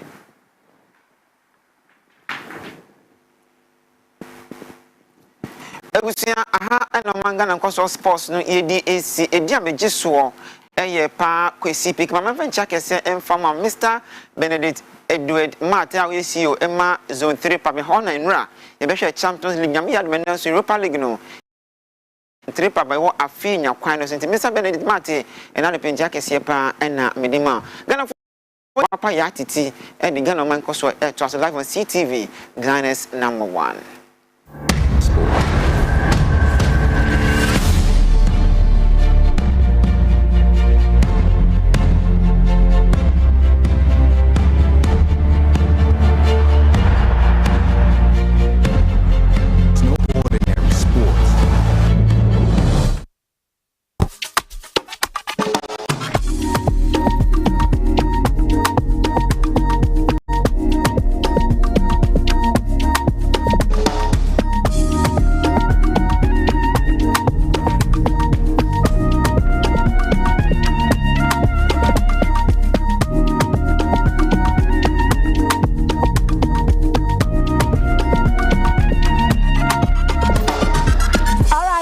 Na wase na me akwaba na ye na pike asese wode ye call agodie mu ensemo ye call Heart Builders Real Estate na yakwa kodi nkomo de afiro wonim se ya ye wo airport city no ye hu se eniema esesa nkrofo ni bra abre pa awo musi omo dan nyasem keto wan hwe na wa mantem obeba no na se ehwada ne ayi first ne ma ayi asase wo ebia domi abeka so mpe because we nwuram and never who said the higher hotspots he say e kwan no so kra wo munya wie se gingrem airport city oba beto ye ho eno no ba say na 25,000 ho say 30,000 oba me maka cha director so mfa ma 70 because that time ani edede no ama nti afedi obe say ho na da ne hotspot oba ya 100,000 150,000 say yeah jo and 30,000 pe that's a wo madia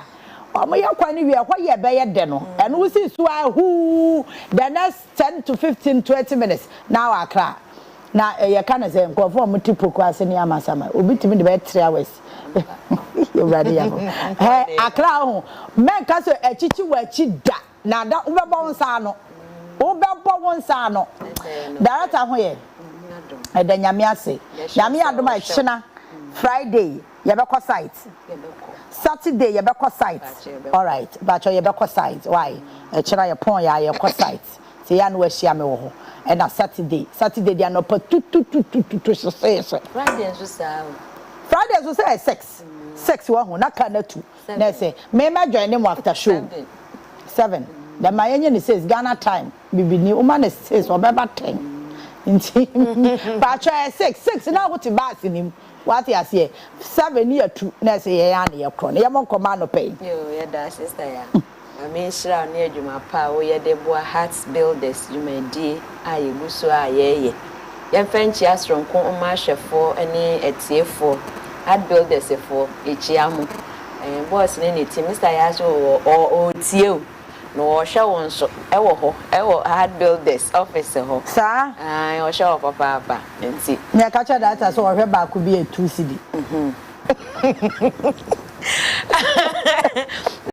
daje abri wo hwe Heart Builders Real Estate ye diane no na ye wo hwe yen a pacho ya se ye ewo Ashaiman bedru ha kaketo divisional police station ehwa na ye wo no me pacho na me wachire ho nesa ya kai say ye wo Mother's Day a eba kwesi ade ye Mother's Day why don't you surprise your mom and our wife and our nuaba wo baba surprise no na ade pa esombo abetimi dia surprise obi a ne remfida eya asase esan say eno ye osua brobro de bia e wo ho enti opeso o convert ye bibia obekai wo se sada say sa sumesi otosa chede isronkun e de mame na obenya de efo a sisa ya bobo no obo bi ayi 80,000 ni 150 o ni ayi eno ye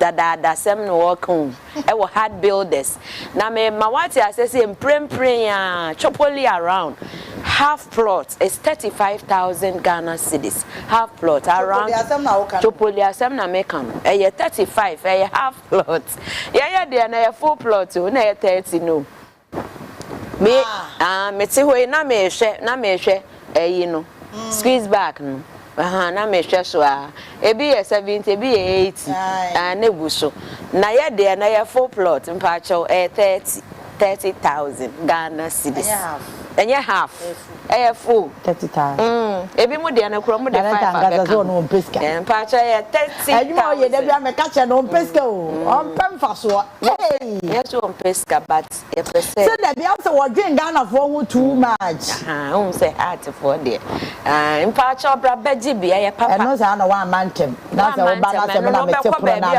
no wo be ba no me bo 100,000 150 share mpa cho brantem bra beji na de ba ma wati mi abeji bi 30 die ye ya eye kamenyo waba beji bi eno mpo 30 no che say eno ni chopoli ye will be woningo pram ye will be so shy hills ni nyina ye 25,000 Ghana cedis enche bia ye the promos ronku bi ba be wurem na minim say o chen enche bia ye de be hyehye so na watimi aba ba gi dodo mu so aka ho e promo de animu na mprempren de there was so na ye di agro was so na ye di 30,000 Ghana cedis 25,000 Ghana cedis me pa oche so wo pe bia asase full plot ho asem na ye kan yenye half full plot na wa wie ne saa no wo ba na wa ba be hwe wo ba this time am time for fro mesremu 6 o'clock your time I did to near 7 na so esa sa we Ghana ni na bi mu ho mo time no mu ni so 6 no bedru ha wankasa eboa esa sa ho hen ha utimi bisa questions a opeso bisa sana yakọ site utimi hwehwe area ni mu ho ye office no ne dwumadi a ye di nyina esa sa time ewo ho ansana ye to bus no 7 na yakọ ye kwa na ye de wo kọ ningo pram chopoli shy hills ye free ye de watna ka mu no wakọ akọhwe asase a nsuo ni akane abensisi ase nsuo no etoton kakra ba ne mfa wo nkọ na kọhwe esanse o ta asase na auto no wonsu tabrem a eboa wo se aheye waterlog ana enye waterlog na fe aboa no watimi aye wo payment eno nti nyame ya doma se ne wate dada no hard builders every week your cost site ebi mo de by 3 months no de wa ko baako yende every week your cost site ya do be konso a eye free enti nyame ya doma fiada ebe memenda ebe na waba na ye de wokọ ye ma onka ye say ye numbers ye de ye adwuma no e was screen ni so ni nyina ye very active mon frɛ yen se mo ba unya bedu a shamana frɛ yen na ye ma the right direction ye wo Kaketo divisional police station opposite ubedru ha na fe ye de wokọ site numbers no ye 0241 665 200 0241 665 200 and also so be frey e was 0540 226 276 0540 226 276 obetimi so afrey was 0256 064 492 0256 064 492 numbers in na very active pacho mo freying na mo freying ya ne mo be kasa kama wa beta asase na wie no pese wusi wudan me pacho no so ye ho adwuma ye besi dan na maw ya ye wo estimate amount na de 30% wo de abeto ase kakra na ye buso ne ye ko se den asase etua no e wasase ne ho no me pacho ubedi nkan e de emufa abeto ase emufa what they are better as 50%. Ukuta sikane nyina eno nso yeje outright payment de ewo ho. Ne se ukuta ne nyina afa mu fa be hyase. Wo de mu fa ne be hyase a afa de aka no ye ma wakwanya wo afe entem wosumi nsia entem na afe waba betobi. Yankanfo ma wo se ya asase so langas ni ho. Ebi ehu bi abo because what be afi obi ho. Langas ni ho abeba be hunu ana se beba be pam eno nti obeta asase wo Heart Builders Real Estate a ehojo kratasem ehojo sikatuem ehojo bibia ehojo esan say eye Heart Builders Real Estate wonpe we na apede wonya ne bebia so je say ye honko a eno nti nyame ya adoma hia yen se na ye di nkan abobo ye numbers no it was 0540 226 ofre ye numbers ya me pauchau ye beje wo so kama na ye ne wo edi nkomo na afede wo ho bia so ya ye afi wato asase no awie no wogu so a wotuatua no ye frɛ okotwa ma wa utimi ye wadwuma utimi kɔ na wakɔ akosi wudan se wa wo ho aka de a na oni ho aka de a de ye blocks na me kire bricks nso ye wo bi afi ye wo cement opese utɔ anwea trip ahe blocks ene gravels anase moba opese water ne nyina no me pauchew ye wo bi ewo ho ye wie no nso a na ye wie yo ne ye wo ye plumbing shop a plumbing materials bi a wo hia nso eno nso ye beboa wo ye de amount ye wo electrical shop nso wo ho a op electrical ho nneoma nso a ye beboa wo ye de amount biodigester na pese ye ma wa ne nyina ye beye e de amount eno nti ye de wie no ne ye sra wo se wo mehwe ya asase na wo hu yin ti wo abrochire wo Ghana ye paucho fire numbers no e wo screen ne so ye asase ne bi na etwa guo no asase a wo awudru ha wo hu se enye kwaye enye waterlog place eye baabi a ehihye ye ne da kwan ho ne wo branch kakra nche bia no waduru ho akoso modie no enne wo Shy Hills no na Shy Hills unya pa Michelle Country ni school ho a wa woni few minutes about 15 minutes drive na wadu Shy Hills ya sase ne so ufa Chopoli saya de ne ho ne wo airport city form pa cho o mejo ne sister ya ho na ne de no wo na metwe na ko Shy Hills airport city so ho ye kama papa ye wo monkey sanctuary ye wo ho na asem bi amate ho wo Shy Hills ho no je say ho anya asem keto ho be che Chopoli za ho o ko be ntim pa cho ampa ntim pa cho Sagana ya me ya dum na airport ne beba ho dia na ba bia making asem no so e propose e betimi abem enti bra beji bi wo Shy Hills e ho hye na beji bi wo ningo pram fire numbers no e was 0241 665 200 and 0540 226 276 baby a person defa all on the social media platforms me pa cho ye wo ho ye be hia wo ho na emom ye hwe wo kwan se efiada napa 6 o'clock hwe be 7 na chese wote wo ba asim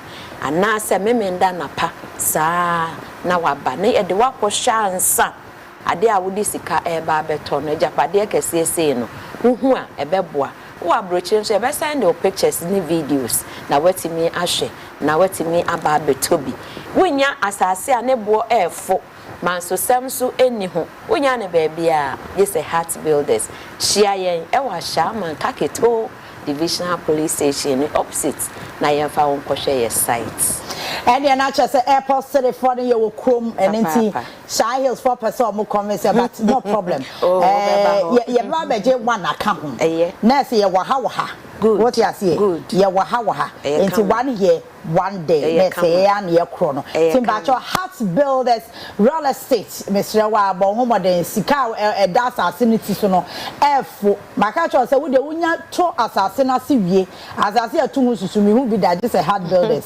wonya to asase na se wie a no aka che director say wonim my po asase na show minya 2000 de bebro minya 3000 de bebro minya 10000 de bebro wo de yero ho wo sa sika na da ho any 3 days ebesa ba wo de fa koma director na ka chere say wo de sha ase to foundation mame na ye hye plus ni ye koye ni wani baba ho so no sa sika na eda wo ho aka wo benya pizza bi dia kwato de wi wani wo te ase wani baba so no wa hye da na wi wo te ase o wi a ono a ye by field digest obetu ama flash ya na hye owo polytank obetu ensuo boho no akodete ama pipes bibia enti wo de wo to asase da poma no masumu nyo enti sika bia obenya bia no ato onya sika no ato ne nyina so receipt wo ho na ye tworo enti wan kasa ba hu se wo sika na adwuma aye ni me pa atwo wan nye ne saa obato asase na to won so se be ya obesi And no be any who about you as a contract, I bet 2 weeks to a man will be few. I just a hard build a pay because on no near my day assassin a dime what you mean now automobile. A 2 money 2,000 man 3,000 are still on him call first one. Blocks so do one watch show when now see can to me near question. What the 10,000 about oh bet me to iron rose say you bet me to say see what the problem Miss Row. Ye can say no. Ofana gra on the wallow. Voila. Heart Builders Real Estate enono.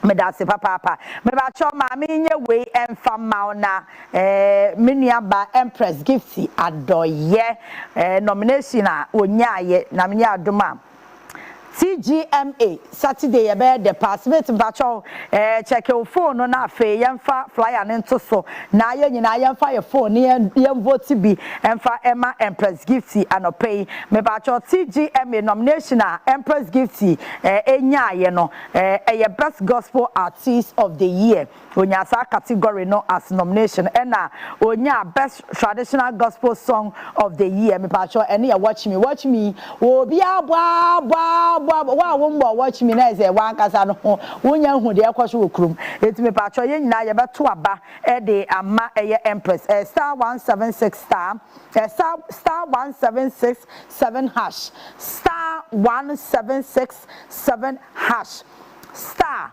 176 hash all networks me pacho or say input category code and over follow prompts and me pacho gospel best gospel artist no code no E3 to be say e share ni mu and best traditional gospel song watch me no M2 and e share ni mu it me pacho opasa woto e my best traditional gospel song now so what dial star 1767 hash na me pacho obe enter M2 me bacho M no capital letter M and a best gospel artist of the year no and also be capital E now the 3 aka ho you can say number 3 year bi ti bacho E3 now what download what send it e de akọ nti me bacho ye nyina yan kambom na yan tubingum sisi a yero ho dodo bia obetimi bia tugum na nyame ya adoma Saturday 10th of May as TGMA awards ye basu yenkwaje award mienu nyina na yemfa emra me sure say Empress Gifty nenyum watch me no ama wakoma atimi atowo yem ensem ewo mu no ebubu nipa akoma ehye nipa nkran pacho yento aba emfa Emma Empress Gifty ma me twa me ho emra sisi ame pacho ye ba ye beto aso.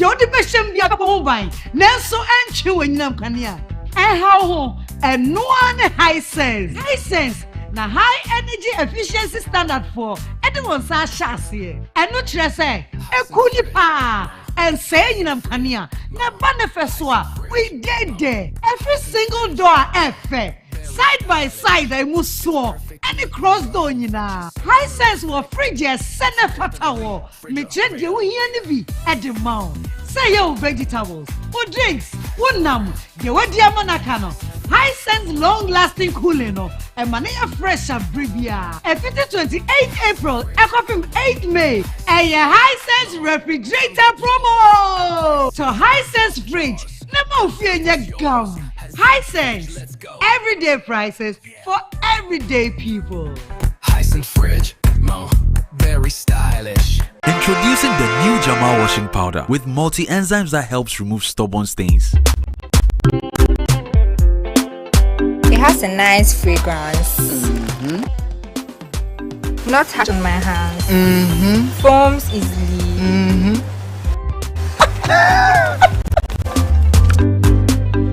And removes stains well. Oh, I see to be. Ma, you brought 5 big sachets of new Jama washing powder. Yes, ma. It really removes stains. It has a nice fragrance. Yes, ma. Then add 30 sacks of Jama washing powder to your engagement list. Hey, ma. Jama. Yes, ma. New Jama washing powder for cleaner, fresher wash. Your partner for clean clothes. This advert is FDA approved. Mema wakwaba eba Muta Motors. Yeye wo number 1 stop shop. Ema wo car related needs nyina. Eba no repairs, maintenance, diagnostics, Emma car brands ahodoɔ nyina. Ebi te sɛ Toyota, Nissan, Hyundai, any Korea cars ahodoɔ nyina. Yebe siesie ama akoma atoyem. Muta Motors, yɛgidi pa sɛ ahotosoɔ hia. Ebe boa me adwuma na tumpɔn. Enti eba no comprehensive range of services. Ebi te sɛ car repairs, spare parts supply, and the diagnostics sa. Yeye wo number 1. Enhwɛ baabi a. Yen spare parts shop no ɛwɔ so kind, Ojina Faku. No wato cast when you many na. Ewu hiampo, so be kwa chinchini, and some when you fifra bre. A fay, ye home and office services in na. What yet now office ya na ufie, na frey, ye bema ye licensed drivers no babe to kano. Now what siesi we are, what ya bra was some so. Se wo shoshe reliable and trustworthy auto repair services are. Men shoshe baby a Muta Motors ya ba mau. Yen office ewa Blekuma New Town. Frey 0244 451776 0244 451776. Muta Motors, we are the best. Alive so. Just like how water refreshes you on a hot sunny day, it takes a refreshing bath with Alive soap to feel its pleasant fragrances. The soap I want and need at the end of every day. Leaving you with soft, smooth and fresh looking skin. You make me feel alive, you really brighten my day, my day. Available in lemon, coconut, rose and aloe vera fragrance. Alive soap. Feel fresh, feel alive.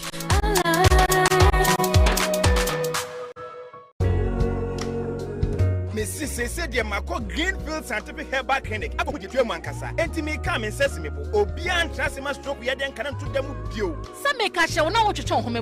Greenfield Scientific Herbal Clinic. What say your weapon to say hypertension, or Barney Bema war power, diabetes, John Sobu Yadie, Coco, make Canimajadie. Obama Sita and Nancy Mamashia, Siamani Cassimubuyan, Greenfield Adaruma, and Omatua Traman, you know, Pacasiania, the Spana Kodaya, Wasan Antibi. Greenfield were ultra modern laboratory, any diagnosing machine. What is kind of human system no? Was signed on a Jinkwa Garlic Plus, a boosted immune system, na sign AMA BP, or be a halitosis, and non company one and numuno, on Fanco Greenfields, no betting is say tech. Greenfield Scientific Herbal Clinic. One more Nungwa Adogon last stop Estate Junction. For 0243 983906 and now 0261 651898.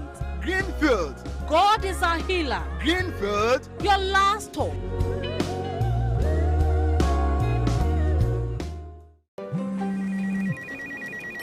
She's coming.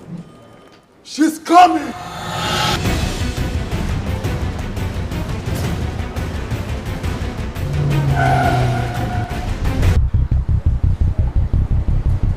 Oh, it's in. Red receipt now.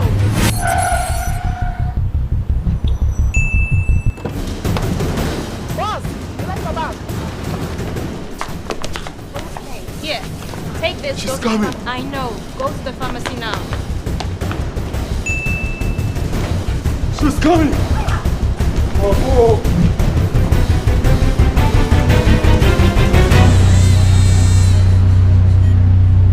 She's here. Pay faster, pay safer, and pay easy with Momo app. Download now and pay with the QR code, merchant ID, and so much more. Excellent furnishing in a real estate business is a great deal for survival. My struggles as a young estate developer were cut short when I discovered Fenart Ghana. With quality furniture made from the finest woods and amazing after-sale service, Fernat Ghana changed my story with every single home I built. It's a one-stop shop that serves the interests of clients with a variety of living room and dining sets, solid wood kitchen installations, wardrobes, doors, cabinets, beds, pergolas, floor parquets, and many other wooden products that will last a lifetime. With Fernat Ghana, all clients are offered the opportunity to customize furniture to their specifications, and the smile on their faces says it all. Thanks to Fernat, now your home can look beautiful with furniture that would last for generations. Visit Fernat Ghana today and share my story. Locate us at Janiba Estate, OSU, Accra, or call 0303-966-085 or 055-278-4097. Think wood, think Fernat. Esanse odoma asetena panti mame musa wo se etesai na wanwarie mu etesai benu asofo o ministry mu so we na wapom modin krampo no etesai emranta ne mabawa mo siesie mu ho akọ awarie mu mo so mo toto ye etesai na dan na emra no enso eka eva awarie ho eni egebre Neshiame kanadwa obaso no ewo CTV na menemi pamfo a wakwadre ewo aware mu na wasanso wosie no efa abrabo ho ya betena se ya pensen ensem tinu se ni ya pani pomasi bre ama aware ayede ebusua soso eni beje hwe etesen wa brabo eyeye datwene.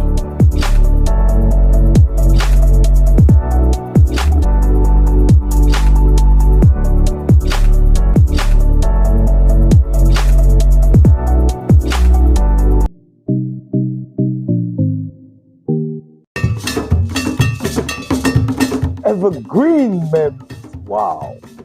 We kind those days and in front of him. Abraya bafu for na parenting edi ono enkwada eba. Itina wan kona na me put some say. Na ebi but anche. We bonded as colleagues at the dining hall, the dormitories, classrooms. It's just say, ni na kan ye bomo prekope. But the question is, and now we hey, na squad you were here. Olege were here. Floozy. And you boys in here. Where you stay? You be in school, no? You are by the point. You be moved to Kwai. You be moved to university. You be moved to Abrabon 70. You have to retire to the villages. We are here to reunite you and ensure that we can help each other.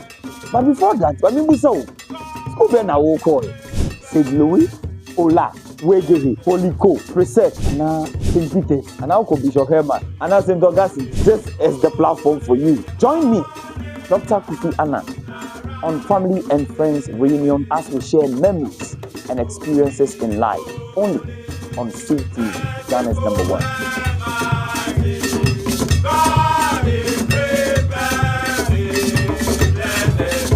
CTV, Ghana's #1.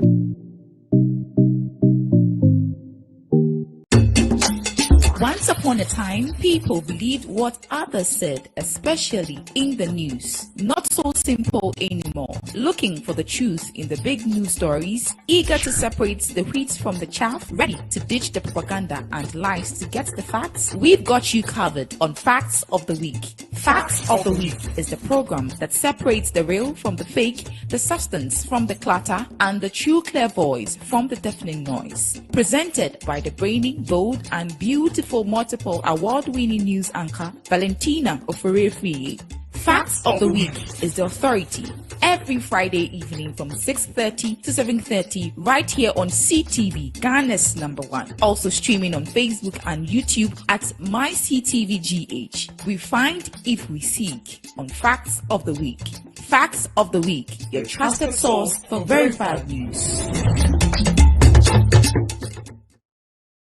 It's party time, I'm watching it there. Obaapa, as I introduce to you Safari Zoom Flex live on Ghana's #1. With Zoom Flex, you can join the fun wherever you find yourself via Zoom Ella, don't shake the body. God, it's Friday. Of course, time is 10 p.m. Sharp on Ghana's #1 with the man them DJ Last Week Official. We say, Obaapa Yaa.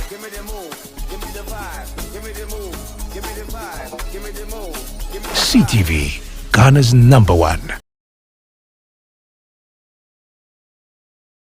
For Phrygia, Jody Besham via Papa Hobine, Nelson and Chew in Namkania. And how and no one high sense. High sense. Na high energy efficiency standard for anyone sa chassis. And no tresse, a kulipa. And say in Namkania, na banefeswa, we did there. Every single door efe.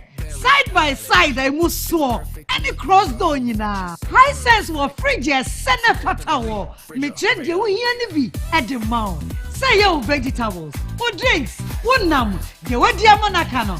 High sense long lasting cooling, and mania fresh and brivia. A 28 April, a copy 8 May, and a high sense refrigerator promo. So high sense fridge, never fear your gum. High sense, everyday prices for everyday people. Hisense fridge, very stylish. Introducing the new Jama washing powder with multi-enzymes that helps remove stubborn stains. It has a nice fragrance. Not hard on my hands. Foams easily.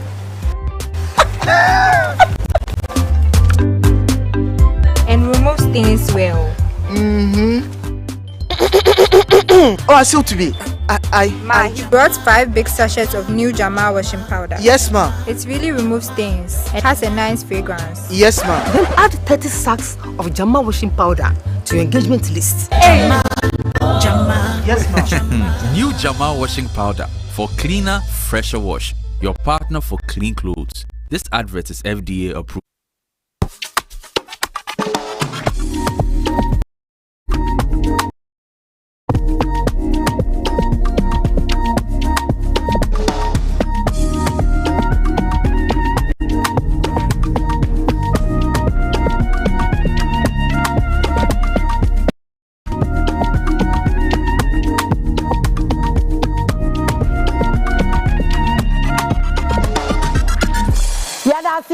Pay at the Ama live was CTV so now you have other issues I was say you do enkomo and nano paying and now His Excellency John Dramani Mahama and Ghana for Eddie Nkomo 120 days social contract our near echo 25 promises or the MIA near 1 my year and Raya boss to be a waha ye bedi ho enkomo and I feel so ye read Dubuahin our love letter and the free yoko.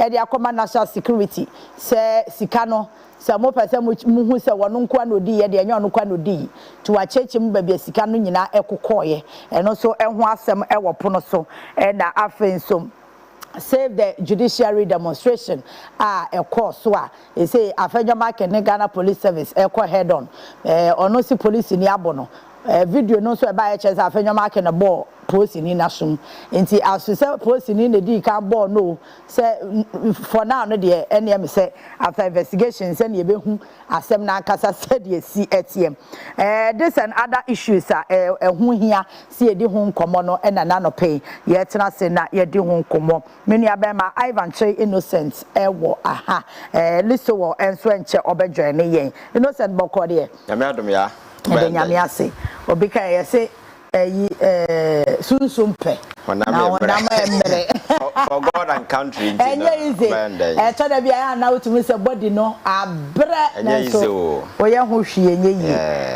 enra say me ye late kakra because na the wa mabre no afedia me see me ye dan yan so say me ko adwuma nti na say me sorry oh hena people are waiting to hear from you you sometimes ka wonko an ka won but you can't afford to disappoint them that is the thing and it's Innocent abaye share yeah issues no asem ye sure say you started with 120 days no ye wi ani abedu wa issue no eso obejo ne ye enche na after the conversation no so far so good 120 days social contract 25 policies and our president say ye ho but so far say why 20 5 is in progress. Our must say one more year right or boss will be the train. Your take on 120 days, you know. Yeah, I think I mention what here for. I mean, 120 days of President Mahama in office. Even if you take out the numbers, now had the atmosphere in this country, how so far the 120 days of his governance has been able to inspire certain confidence and hope in even the investor community. And I have said the citizens are stabilizing this kind of way. Clearly, even if you don't like politics, if you don't like the government to cry now, you need to cut him some slacks. Indeed, there has been a significant change happen in this country. And if you go on various platforms, so where comments people are making about Ghana, I can right track because the 120-day social contract estimate out of the frustration and the concerns that Ghanaians had prior to the elections. Na Ghana for bebre esen ebubonriam because of the way and manner things were happening. We got to a point arrogance abaye the signature way na underpinning politics in this country. Where you see executive were taking decisions, those decisions were seem very unintelligent and very foolish. But we are Ghana and nobody will listen to you. For instance, the E-Levy Brohahada came. Ghana for in a concerted effort rose against this particular thing. But the Omokachi and say they will pass it. And several other nasty stuff went on in this country. You see, governance sometimes it's not just about it's about how our government is very responsive and receptive to the concerns being raised by the people of this country. So we are buying now. We are being said media metitable whatever your concerns are, no, just bring it up. I will look through and try to do something. And then the Mahama administration the last 120 days, a lot of people, even a lot of critics, are more marking A, B plus because it's a Professor Day. Or say, even if you are enemy of the government, clearly, because there is no sensible mind out there. Only what has gone on in the last 8 years. Now, within the 120 days, there hasn't been a dramatic turnaround so far as the entire governance of this country is concerned. For instance, now you can't about the huge size of government. Akufo-Addo made us understand we needed a crowd. That particular assertion edify existing theory of modern governance. Talking about efficiency. Go in efficiency where you multitask people. One person can do several jobs. You don't need a lot of people. When you pull in crowd to a government space, you only create avenue of inefficiency where people will just take money and nothing happens. And truly, Akufo-Addo could not defy that theory. At the end of the day, his government turned out to be the most useless government in the history of this country, even though other governments are setting up the largest number. So we are President Mahama now sitting in the sidelines, now promising the people, say, I've seen big size of government, any impact so far as good governance is concerned. So I will cut down the size of government. And truly, that is one of the key things that he did. Slashing down the size of government. Apart from the economic benefit, I come with such bold initiative, me say it was symbolic relevance to the people because when Niema were going wayward, everybody was saying, I didn't think Akufo-Addo and downsize his government just to ensure that. At some point in time, Oko Jubilee House, every single person be a gallivanting, be a huna or a presidential staffer, and these people were taking huge sums of money. People were traveling, allowances, car, and so for fuel. Then as for no more deco. Sanyama Winina came on the states and financing the inefficiencies and the fancy fixtures of some of these jokers who were just masquerading around the corridors of power. And Wabanas were cutting down the size of government. Apart from what that symbolic relevance, and also feed it into the Ghana for I buying what here because these are some of our concerns, and the government has listened to us. So for me, I think it's a good call. And again, the offer 120-day social contract. Now, some of the basic initiatives that he told the people of this country, all of them so far has been implemented. And most of them has to do with significant breakthrough. For instance, now make a coders way, and the world is going digital. Our country try to reposition the young people to take advantage of the digital economy that is emerging. And it's a who training people in IT and as far we are not only training them to equip them with skills, but rather giving them an avenue to go to the world out there and exploit. Because if you are technologically savvy, you can survive in this digital inspired world. And we are not drawing back, we are going forward. You understand? This Ajumawura initiative, young people, that people have entrepreneurial skills. How do we job creators and not job seekers? And now if you go to our universities, people come out of the university, everybody want government job. How much? An average in Ghana has a what take salary 3,500. Now what's a crown now 3,500? How can you survive? Now with a cover, now with a bob, now they bebo. Just a chrono now the bebo. You understand? So if you are becoming a job creator, now one kasa in terms of entrepreneur and as a forum, you become something valuable. Recently, one of the private schools. You 800 Ghana cedis. Then I convinced her to stop because Nensa eye, otimi nensa ye cake in as a forum, and then she agreed. Or abandon school, no. Now, just say. No, the boldness to do that, no, but then I know frame. Ojaya says, oh, yeah, cake, and then you could see that within a month, she can get more than 2,000, 3,000. That's what you understand? So, if you're able to create job, not say a man for job creators and not job seekers. These people will go extra to inspire others and so forth. In creating economy, that's what you do because you see. The economy a grower, a aggregation of all economic transactions across the country, both private and public, and come together to grow economy. When transactions is changing hand and as far and a grow economy. Now one person here where we are going bank account more. So for me, I think that John Mahama has so far set the stage, and some no catch the Ghana for so by he's working. Some of them are just implementation, though we need to monitor their progress. But for me, I think that significant portions of those promised because he was very specific about 120-day social contract. And for me, for instance, this levy betting now one of the major concerns and I Ghana forward because me send this kama way better from your bank account to wallet, from wallet way this near my way na a man for and take part in this digital monetary from some of these Ghana for you could see say I am ready say I will listen to your concerns. I am very receptive to the one of the more party. And again, one of the key NKOSUO has to do with institutions. Then as a former Chief Justice Sharia Baya Semia. And near Ghana for about to reset, Don't forget say key component of it the institutional weaknesses and to the sense that we got to a point all major state institutions when were cowed into subjugation, operating at the behest of those in power. Because court, for instance, there are some court not a favor government that swiftly the Chief Justice will empanel.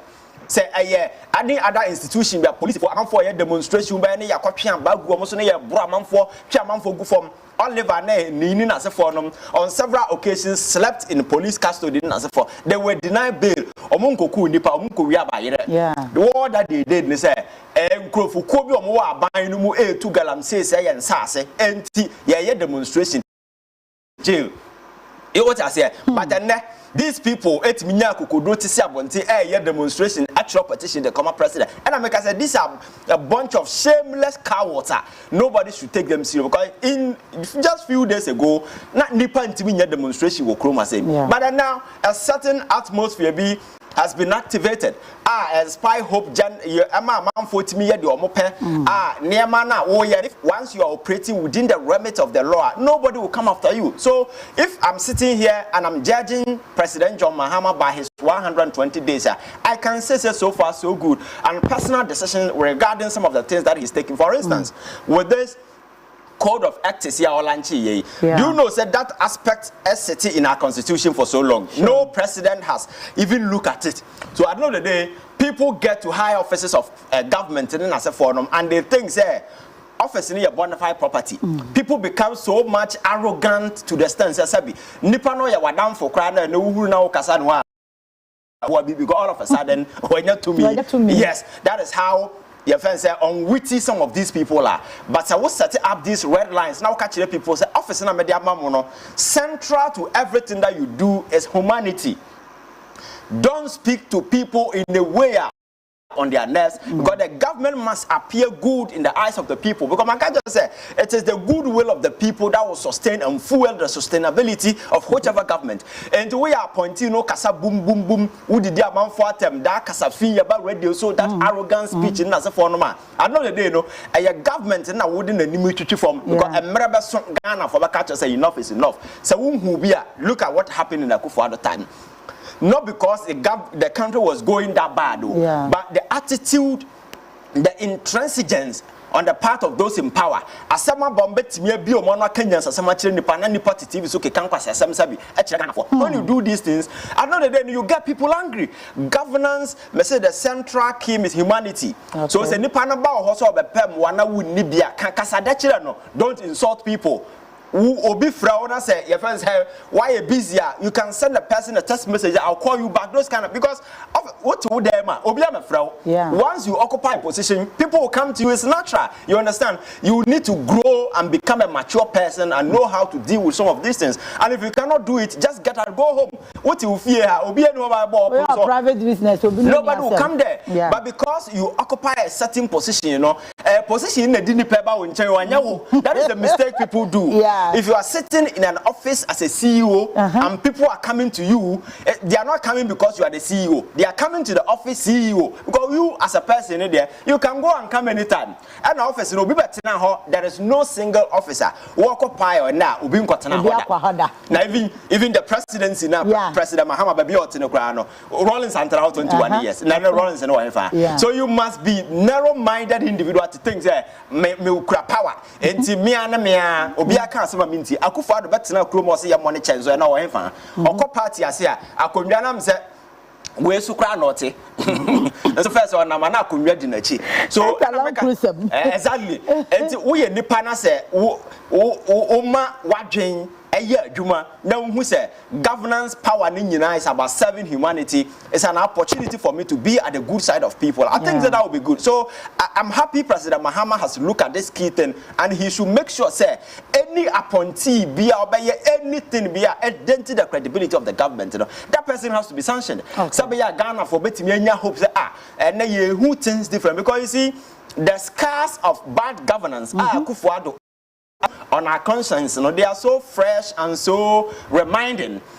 So benya some appointees be and the omo ye no a reminder of those dark way na. I know the day I say yakoya na ya bai. And my culture say your democracy at the last leg of Ghana democracy jina so this Mahama 4 years. Say nema nkoya Ghana for abandon democracy completely. And that is the caution that we need to keep it at the back of our minds. If we don't take care and sustain and fuel the trust and confidence people have in the political establishment, so-called democracy this time around, now we lose it. We will lose it forever. Because look at how Ghanaians are cheering the cool leader in Burkina Faso. The gentleman is a cool leader.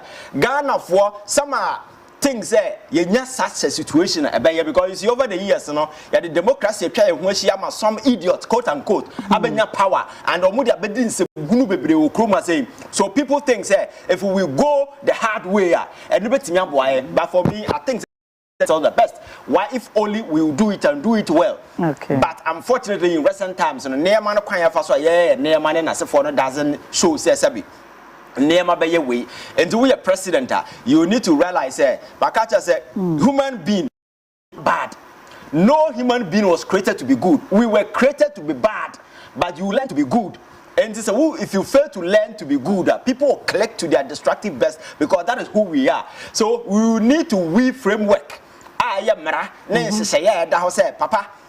These are the red lines you don't go beyond. You understand? Tetina na emra ni ho na na yete no. Obetimi da sore those hunting and gathering days no. Ofi wakura se na wuni aduana na hu se wunua no owa aduana wo ha. Wotimi koptwa jato ne dan mu no wahye no wasesa ne nua no. That is what they were doing because na emra bibia ni ho. That is the core sign and the party. Whenever ho kire wa you will do everything to survive. Even if you have to kill the other guy, you will do that to ensure that you survive. And emrane nhyehyeye and ese da ho. Sabaya obia betena and do your mind na wa hu sa ndema no and we do framework and structure to regulate human behavior. You should know say every human being has potential to be evil. You need to take away incentives and opportunities and manipulate evil. And by doing so, you create effective laws and red lines. If you cross, there are consequences. Nema NKOSUO corruption and as if the state has been very reluctant in dealing with some of these things. We have never been combative or very frontal in dealing with some of these things. Yeah. So for the first time, I want to see, and I can say I see different John Mahama this time around. Yeah, somebody who is very bold, precise, clarity of thought. There is no ambiguity on the choices that he makes in as a forum. Because you see, as president at this time, you have nothing to lose. At the end of the day, people are not going to count the number of houses you have, the number of money you have in your account. People are going to judge you based on the legacy you leave behind. So you need to make that imprint on the minds of Ghanaians. Sebaya Ghana for be fail. You understand? Sadia na nkroma be ye ne obi ade kai no because metimi akoyi slego akotema akohwan menim ba bia nkwa fie every day the name nkroma ring a bell on our conscience because onya power no wamfa medin semhunu akofo ado nya power okroma say no say ye nto nwom. This a gentleman all beba power no na man for abra na obekọ no na makola for manya no mbabo no for matche no because of abrabobone a obebo e okroma say. So power no a very powerful tool. Either it will make you famous or you use it to defame yourself, depending on your choices. So as president, I think that President Mahama being president before and having the opportunity to come back and on one kasa tenase no look through the mirror. I know that he knows what to do to survive because at this time you don't allow anybody say Obasami Agugarim as president. Because Ghana for they are maybe Nima Ponti Bia, Unima Ponti Bia. No, nobody's looking at any appointee. They're looking at the president. So you need to be very strong, very assertive, very decisive, and very precise. Obedience, you go after. Nipa disika make sure say you the person who face prosecution jailer manenko many profession say government no enye avenue e dey kopesika ene umo obi position first question e be say a juicy position na wo border wo bia na wo ko bia obi say had the scanny hakra exactly. So the mentality to go and sell is to go and make money.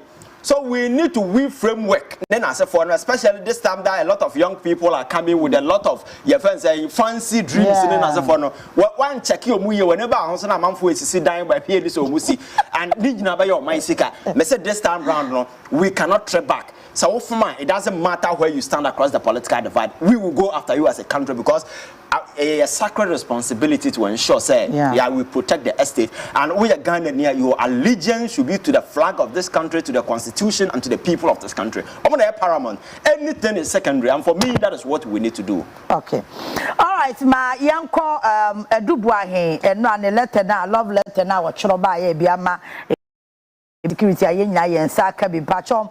Near woman medical boss one upon at the show.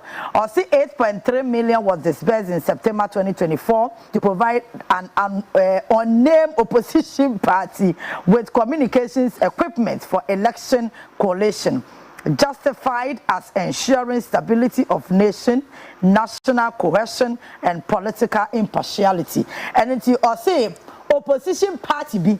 Among the 8.3 million Ghana cedis, Emasa opposition party ni say all fankoto equipment. Minimum say yeti Ghana hano abain to equipment ma political party be eti ni baby sefa koto equipment ebe quality or resource. Eti anu hwasem no say 960,000 was paid to the Defense and Interior Committee, and it say yesha Defense and Interior Committee no ya one man also from 2017 to 2020 ya de pass act no and now say ya one man also from 2021 no and na say no can the Japan chairman I think 2017 also no na obi me refi me boni din actual also na no ye committee chairman e was so it was say committee no so be hu say sika no mo sa kan bia na say wo mo sa anka bi owi e was say additional 309,000 yeah the comma subsidiary legislation committee no e parliament enti and also Enwasem enonom. Oria was 5.1 million was spent on luxury vehicle 2024 Nissan Petrol and a Land Cruiser. Yeah, just say special aid to the president-elect 2024. Now say special aid for President Mahama. I'm working. Say 2024 na no president-elect. And also eka niema or less no eho. And was 9.5 million was for cyber surveillance solution, and so 6.9 million for Operation Conquered, first counter-terrorism effort between 2020 and 2024. Mr. Dubois say, says K, what would be so echo Operation Calm Life. Tama no amo say Operation Galam Stop. Tama ni asi yen stop Galam say na ekufado ete task force say omo eni soldier fo nkambom no mo enko stop Galam say no sika no e won so ebi ekọ ho. Owi na waka say one ne yere private account na abamu ne de. Wa mo set sa account no say e bia aban pesika bi hyehyehye ni manimu ya no na mo de akoyi free sa account no. Individual person or sign ayima aban. All right. Innocent. Yeah. Edubu ahiafe de love letter de abenie.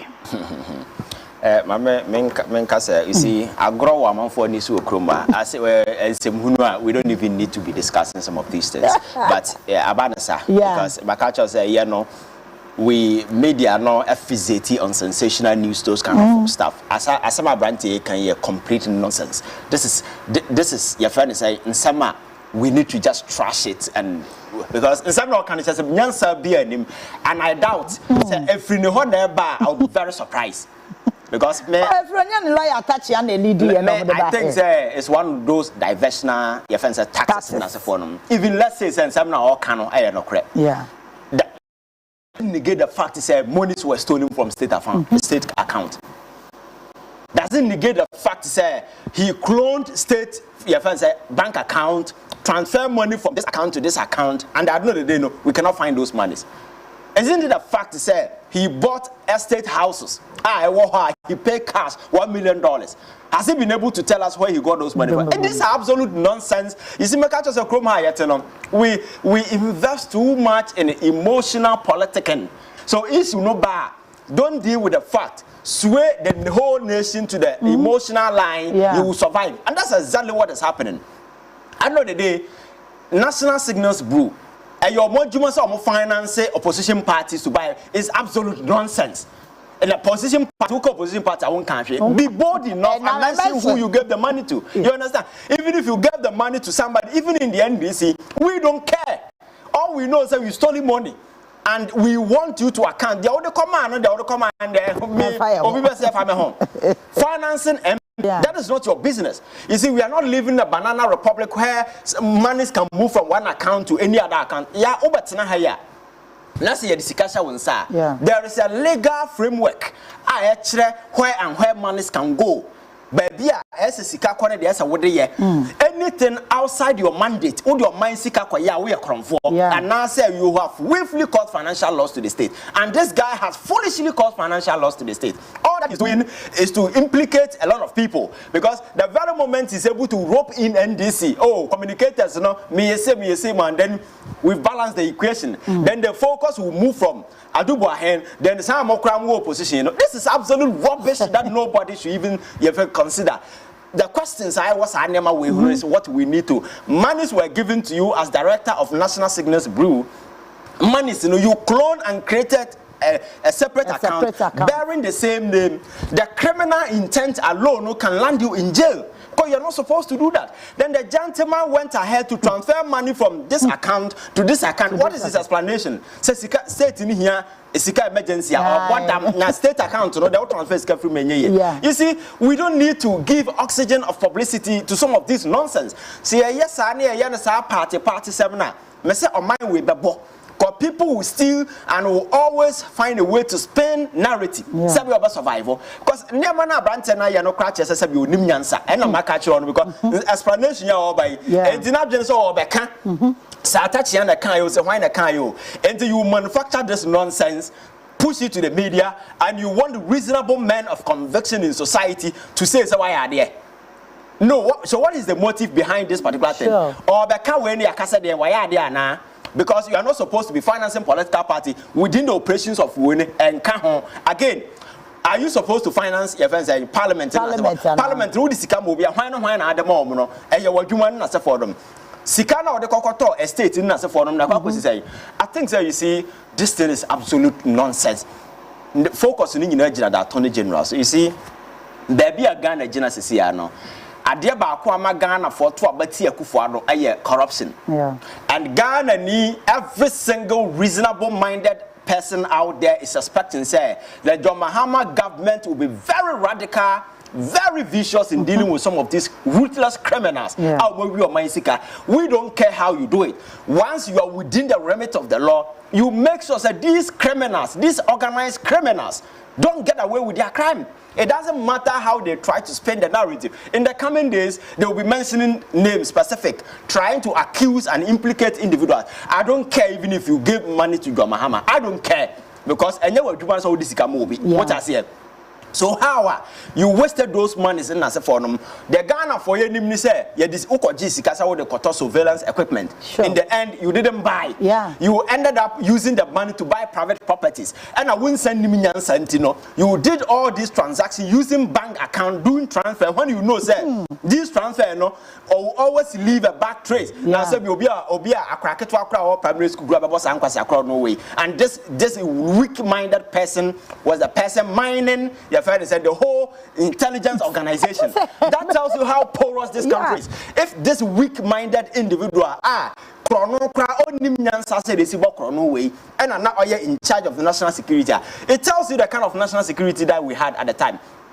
They are just exposing themselves, and I'll be very surprised if attaching as a person went through this thing and let it out. You see why recent time people are losing a lot of respect for so-called lawyers. Because you see, a lawyer is not about the degree on paper. It is about the clarity of thought, the reasoning acumen that you have, and how you are able to decipher things. Who said, "Never way as a way a reasonable men of society will not agree to this, they will impugn it, and once they impugn it, our integrity will become a casualty." If you are a lawyer and you don't look at some of these things and you think it's just political, we can just spin and throw this thing out there, me, I will see you for who you are, because when I see you next time, I will never respect you. You understand? But unfortunately, the Ghana and Kwane Kaso Biko school, they just also do one dance. I just call them for certificate the bachelor answer. But yeah, you can't be a learned or be a very intelligent. You don't need a certificate. When the person open their mouth and they're talking, you should be able to know, this guy is very smart, very intelligent. That is all that Yakosu Kokoyo. Yes, I just certificate we do one dance answer. And that's no, we have the Kobitina nam. What are some American? We really need to be very serious in this country. Attorney General, when's the prosecution delay? Because I Ghana for a channel form. Yeah. I know how ready they are.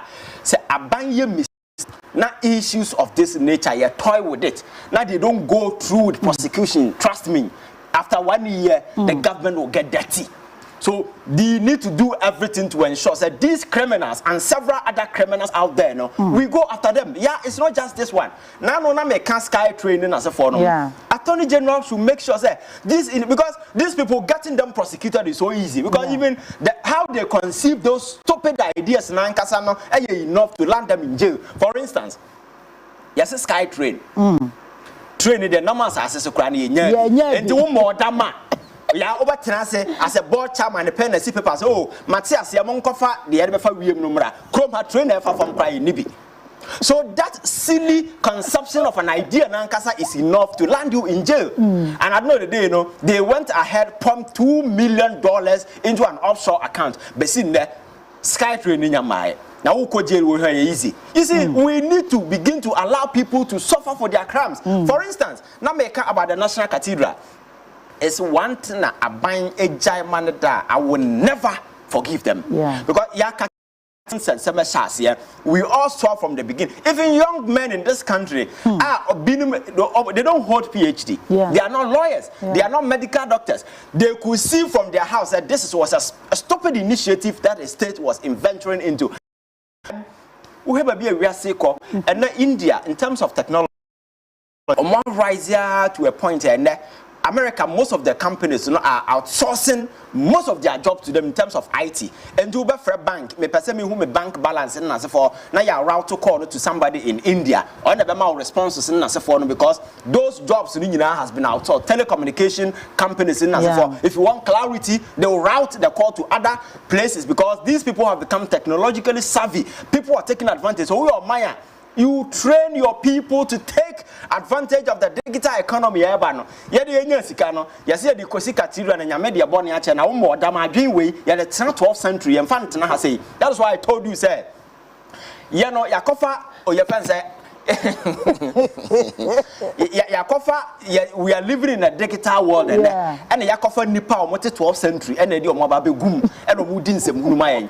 Enti cathedral sem na eba ye nya sofo akasefo mo bo aban kutupa and 58 akoshiagu mahu say yes ye audit na se a single silly decision that was made. Me, it is all about sikana yachi no. Even ideas now, if it is foolish, we need to find sanction people for that. And for me, that is what we need to do to set a stage. Say, so we are CEO, we are government, and as the OMAN Bibisha will say, you cannot be taking foolish decisions. Are those decisions, you know, our high stake implication on the fortunes of this country and get away because you are CEO? We need to make sure that we punish people for their crimes. So, Attorney General there. Or somebody, I'm telling you, because if he doesn't go through with this prosecution, maybe will be Ghana. I'm telling you, because the heat that will be coming, I'm telling you, because Ghanaians will never forgive him, and I know he will do. So I'm cautioning him. And I'm also urging him, sir, he should go ahead. He should not lose focus. Some of these things coming up are absolute nonsense. Some of this nonsense being manufactured now be coming up. But he should be very careful, stay focused, and make sure a single person be our enough way on him will be prosecuted, because that is what Ghanaians want. They want the judiciary to be sanitized. They want criminals to go to jail just to send a message to people within this government. Say, that is the fate awaiting you. You see, over the years, people sitting afar are coming to a conclusion. Say there is a certain collusion between both political parties to steal. That is the impression out there. So if you don't do that, then it will go to your friend saying, you scratch my back, I scratch your back. But we saw how these people stole with impunity, disrespected the people of this country. Make sure, say, even Ghana for more sika investment, these unwitting criminals cannot go scot-free. We need to make sure that we punish them for who they are, for what they have done for against this country. Going forward, you know, who say because Adehyeeba your minor will fail to punish crimes. Or minor, so we state that there are two things you cannot do: show weakness, show mercy. The very moment you begin to do some of these things, you are done. But Obia will take advantage. Oh, the Muhammad, the Betchay, oh, wait there. And Chrome has a assembly now, software now him for them. President, you can never come to me so a pacho. Because I don't have better jail. Oh, because assembly and Semuna don't come to me. Now you know whom and him cry, you will not even come. You will not even come. So a pacho. So we need to do that. South Korea, are you aware that Omo president? The whole president. This is not the first time. Previous president because of Samsung way jail, and several other high-stake individuals in other jurisdictions have suffered for some decisions that they made. But Ghana, how people prison or you hear near or contomere or hear near or comedy now. Now people are stealing with millions, and the same poor people in the name of emotion will come and they'll be singing praises for some of these criminals because we are a party for Nippon. We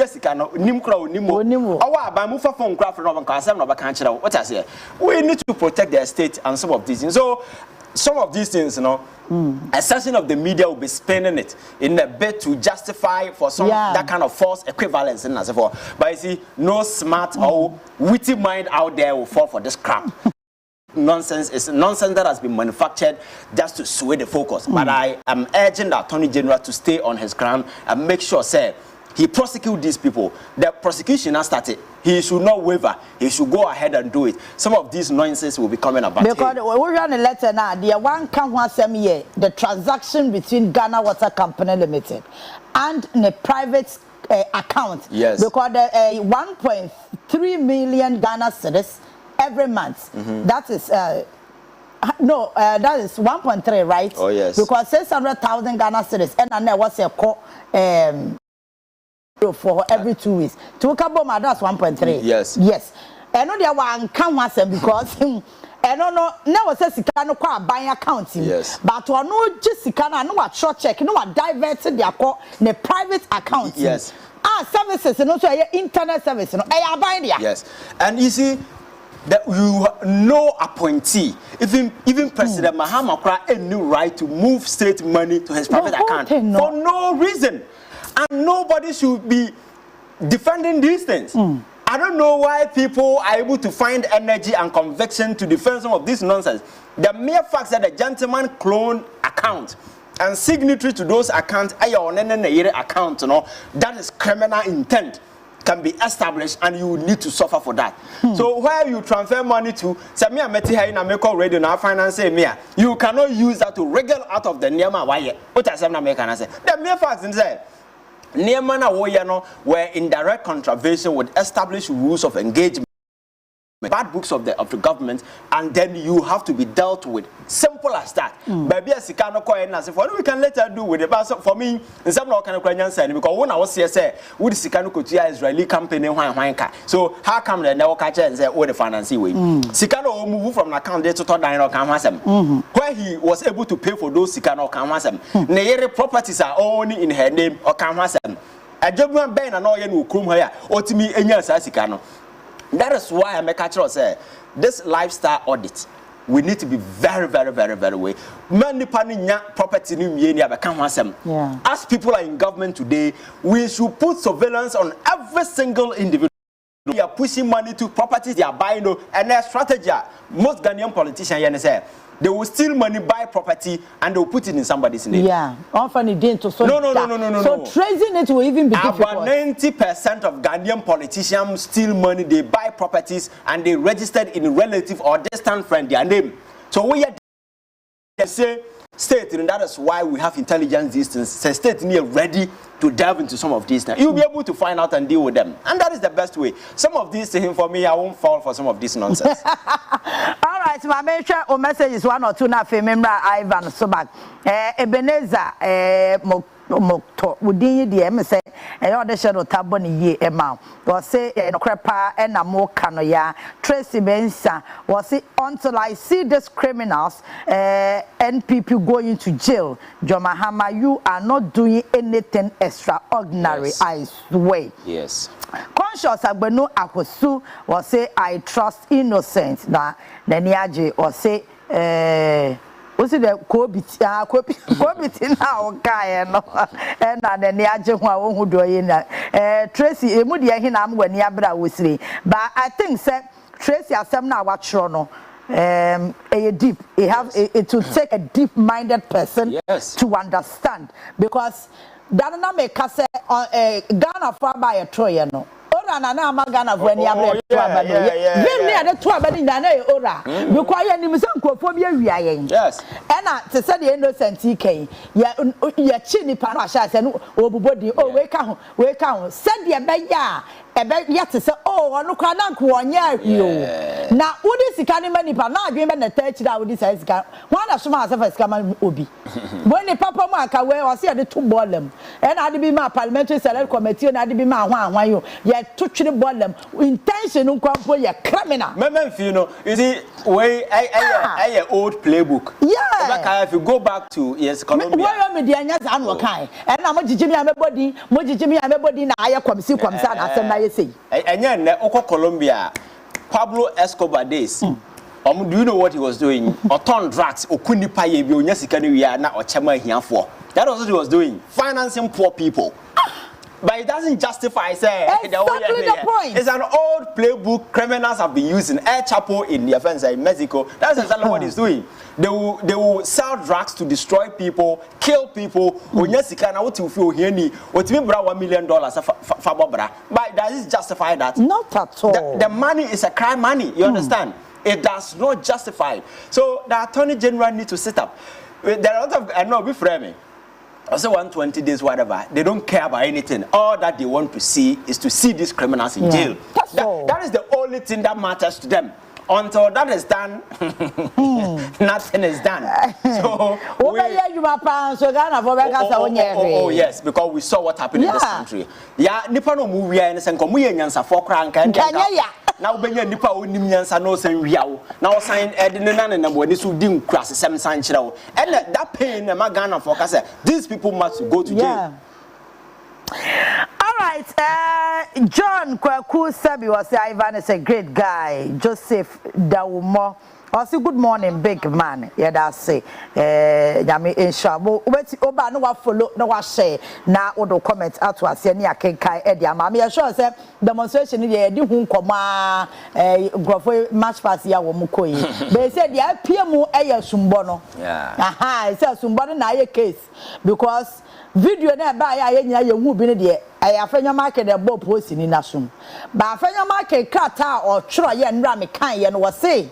Posi ni no na di kan ball no no bone bosa na afi na koma loko nyame nkwan collapse ye national service ni bi na bre nsuo na omde ne ko twere edan bi ho e na parliament clerk bi be fa no de ne ko da restroom enye san ko collapse nke beti no aye obituary ene ensema wa twero bebre nti sa no onu police ni di kan ball no ana because ye won say after asumbo no onya energy to us so koye de na obeye nti at one point no koda restroom at one point ye bre nsu anka wo collapse oh ye joker and America say you see afenyo market is a joker you see nsem na all can he's rather exposing himself so he's saying say the police officer na born asum na command kayati and I find it in so cool na call na Obaapa onya hoden ba na Obaapa police officer. You see some of these things. You see you are not maybe not joining so in a political campaign platform is now because there will be unchecked fact. You obetimi atwo gum no fa hoadi. Yeah. The fact is say we are talking about somebody who is a sitting MP, minority leader of parliament. You see a police officer in a uniform. You know the uniform symbolizes authority of the state. The person, because of the uniform he wears, you know very well, say, what we remember, I don't tomra, we MP. What's no one sabon assume in a video, the best thing you can do is to just apologize to the people.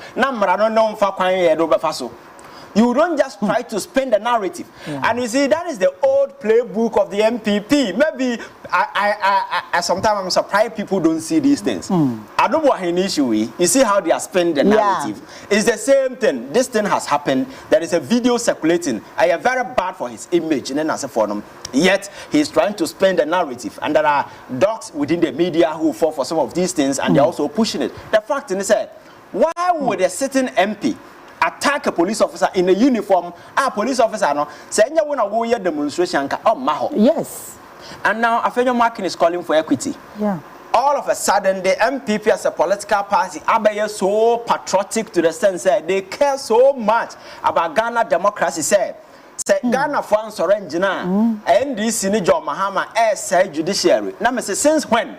And more sense of nationalism and patriotism no ebe since when? Koyatina Kroma in the last 8 years, who said being cross, some president appointees in Niamaya, Kroma saying they did not only threaten the foundation of our democracy, but endanger the very life of our people.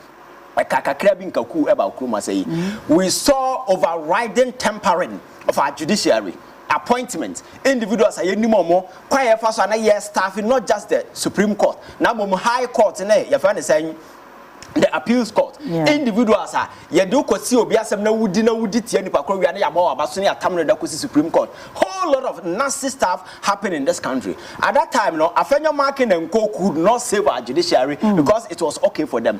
For me as a young man watching these people from afar, I see said these are fancy jokers out there that nobody should take them serious because we've gotten now no me can say me chiro has say na am on social media we said that video were trending. The funny aspect of it and now man for air share but the impact of the message the people are now getting me say generation na you no we don't threaten people me MP and I said me say generation we know I say I'm for a pen mouse social media now or before no I say ma me watakra na man for nyira mo be twem pana no ne kire say tell people why you have to be respected. Tell people why this thing is not good and they should not go there. Don't threaten people. Say say. No, that shouldn't be the impact of the message. So one yes, I now we think say because you are just an MP and for that matter people respect you. You will end up in the gutters because people will see you for who you are. The mere fact is MP and the infantry and the power to attack a police officer in uniform, and instead of you to apologize, you are just trying to spin the narrative to make it look like the gentleman attacked you. Your narrative doesn't even make sense. It defies logic, it defies reasoning and common sense. Because what's it Obama when you brew and I found no call baby and the Obo now buy and also so be an answer saying does it even make sense in any way? So for me, I think that these people should be disregarded. Nana Mekacho said the MPP has now become a sinking enterprise. It's a party that is going down. Instead of them to elect reasonable men of conviction to bring the party back, there are a lot of intelligent people in the MPP. And Mekacho said, Obiti said, "Watchie Jakone, sa adenimo, wine, Allah." These are men that Utiomonum Kasa. You could see, sir. These are men of substance. These are people who should be leading the rehabilitation of the party, not an emotional stricken individuals who come, they open their mouth and they get people angry the more. MPP by oppositioning, Ghana for are even getting more fed up and angry with the way and manner they are acting because they become so much combative. This is a party that was known to be a party of intellectuals. Mahama Basie, Abadan station boys, Omo Kasao to cry Otinchana or Osima or Sianfim. But the intellectuals no more party no. All of them have been relegated to the background. And all of them have become insignificant in the affairs of the party. And a liberty quote unquote this bunch of emotional idiots and destroying the fortunes of the party. For me, I care about the MPP coming back as a strong political party to be the opposition we want them to do. You understand? But as long as they continue to allow these jokers, these attention seekers, to continue to dominate the news for bad reasons. Now, at the end of the day, the party will not get back. Thank you, Tom.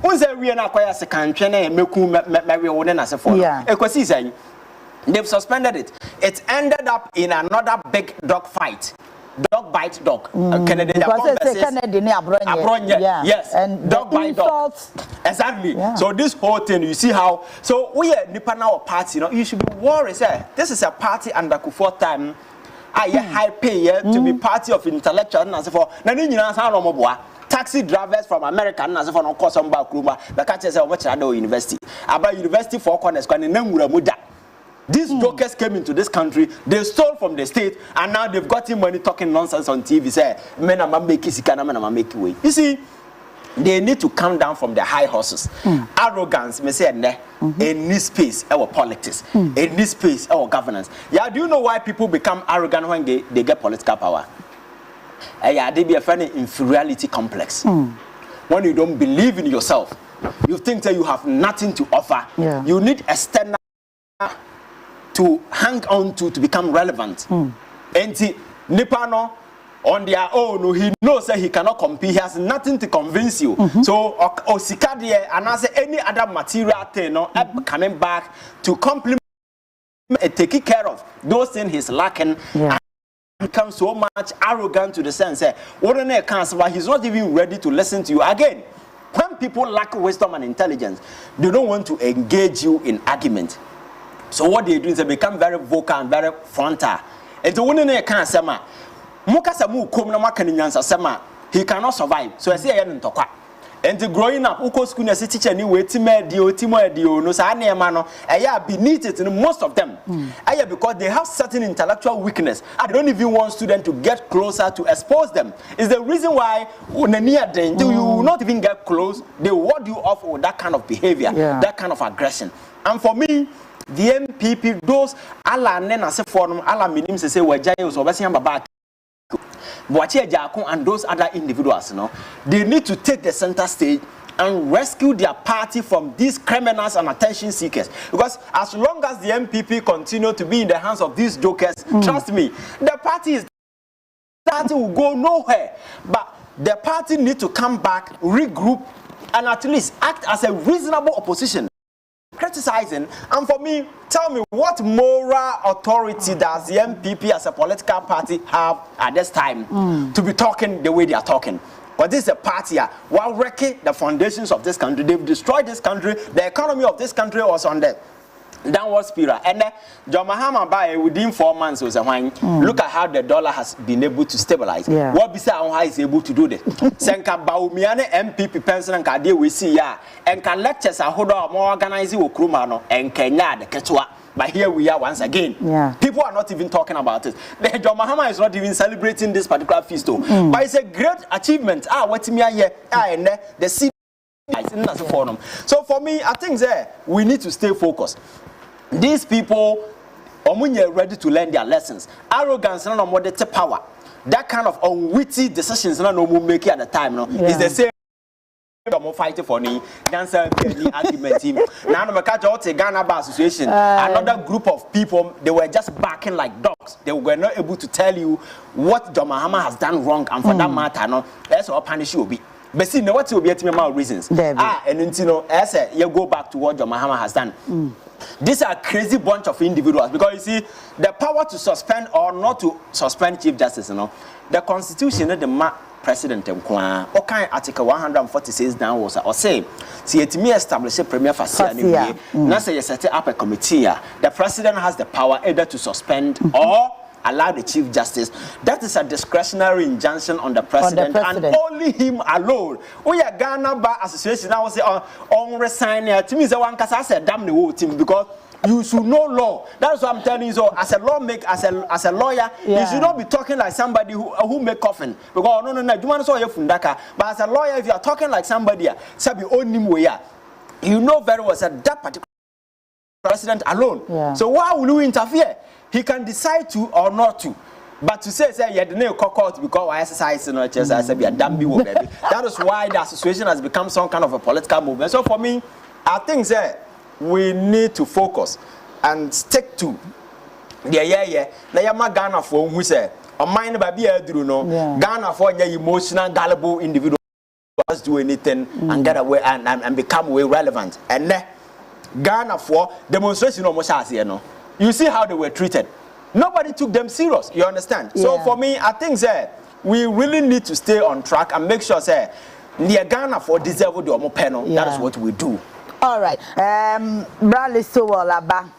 I cut 10 minutes in Yapon. We for 10 minutes now. Can't never be traffic. A crow could say, Mudi. Yamen Kwane and Boafo. Why you say if you said your mama bay obiya your freedom into obiya pia bonten kama now the first na phone pie the first no pia bonten petrol boy better than wapi into am for park your cars now am joining for cars just so that they are able to move about okay to contribute to ana say ya come ani atop petrol innocent come ani atop petrol. Now this week innocent na dey be call next week now the call yes our battery be wu it say say no no mo ye no but say the obi a timi to ne car because petrol bo aba form egusu a e ko form dollar ni cedis obi e ko kama say obi e ye adwuma Ghana okay into that traffic no there is too much traffic. If you are Ghana to here, I have spent more than 2 hours in traffic. Wow. From Ghana I just can you John Mahama na say yeah to assume I had Phil case also JDM should reactivate the fast track court as soon as possible. These NPP joking thieves must be dealt with ruthlessly. Tracy Mensa was sister pepe. Okay, brother, so your time no dia kan ye dey ma we asa. Na edubu ahen letter ya e fly ni sika baby o chiche ye bikum ye sure say wa bi. So your comment on it na. I really treated it with the contempt it deserves. Okay. Yes, because sebi mama check for yes na mo apasoni adwuma so awo na me chia me nua innocent. No so adwuma so awo ye. Akopon e malice. Too intelligent and he deserves a lot. Until I knew that you were having a competent, very competent discussion. Until not just who he has a mystery. There's a what trouble. Now, say a do boy he pound case or this canon crack on John Mahama and or the year campaign by year president. And farm and farming. Till I tell you, we as canon. As and ye betina kotumu. Yeah. ata yi diskani bi bo akonhoma ma ne yire ne ne manya bi diye enti den meka se MPP ni na adwene no ete said ye sebi enkola di agro wa nwemu a wa hwe abeka se bi a ase me mpe o mo asem ana o magimi tio wa bokro no ene atew ya tewa o se skalo kra mi wi aye me ma obidi wa kono wi wo kono wi no wo ko wi a counterfeit na de ko to wi we just say shop we just say mani inside e wa stand wo to ye no e na wo ti ho na wo sisi ti wo sisi na police be che wo e na ma police ni so ntwe one row e na ono so twi bie wo ko du court as court police ni crowd no twi bi na ka be na police ni na hu say e wi na wo no this is the question. Sikano where we are as to who you gave the money to, we don't care. Court na kwakasa asem kwase asem we kwaka kire judge na say judge no say na adwuna to form to say dey na wa adwuna ye say judge for we Ghana ha because of tokonu omu nyina adwuna bodam no ko na kwakasa asem no court we no nyina no sometimes they give me a reason to believe why nyansa ni nimdia no difference ne so adwene nko ene nyansa nko na the case asem we dey bia for people to avert their minds to one thing say no wisdom they could have given any meaning to wisdom or given any term to wisdom than nyansa. If you don't have it, you can't apply any form of bibia mani nyeye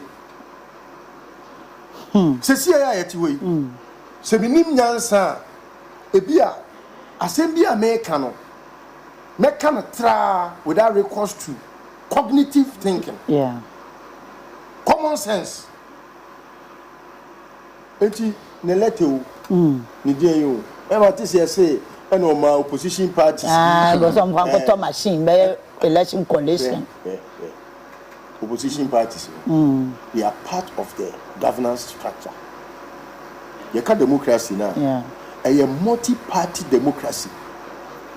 If they have been beneficiaries of it, show us the illegalities. Then it amounts to your charges.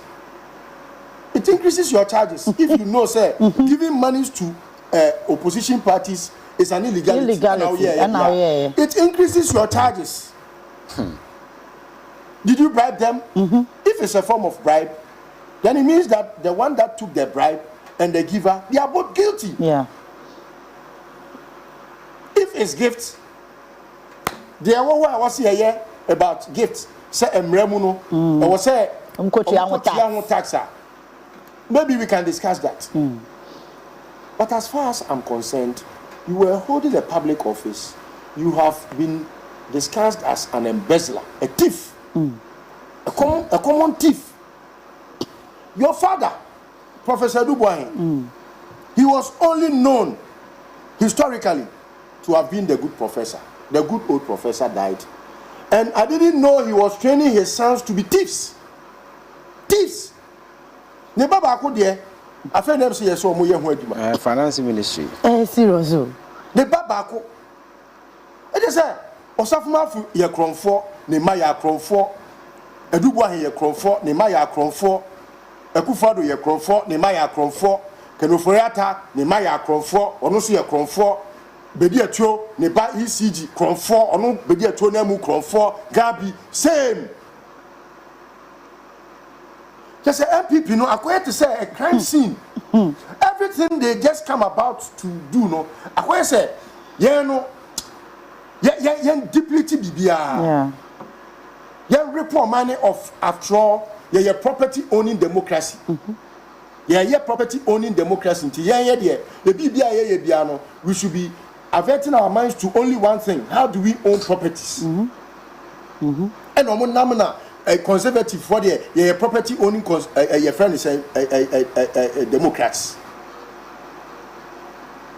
Jake, no, just a buying sa senior buy Japadia, and Ramitie, His Excellency John Dramani Mahama. Then the shot at me.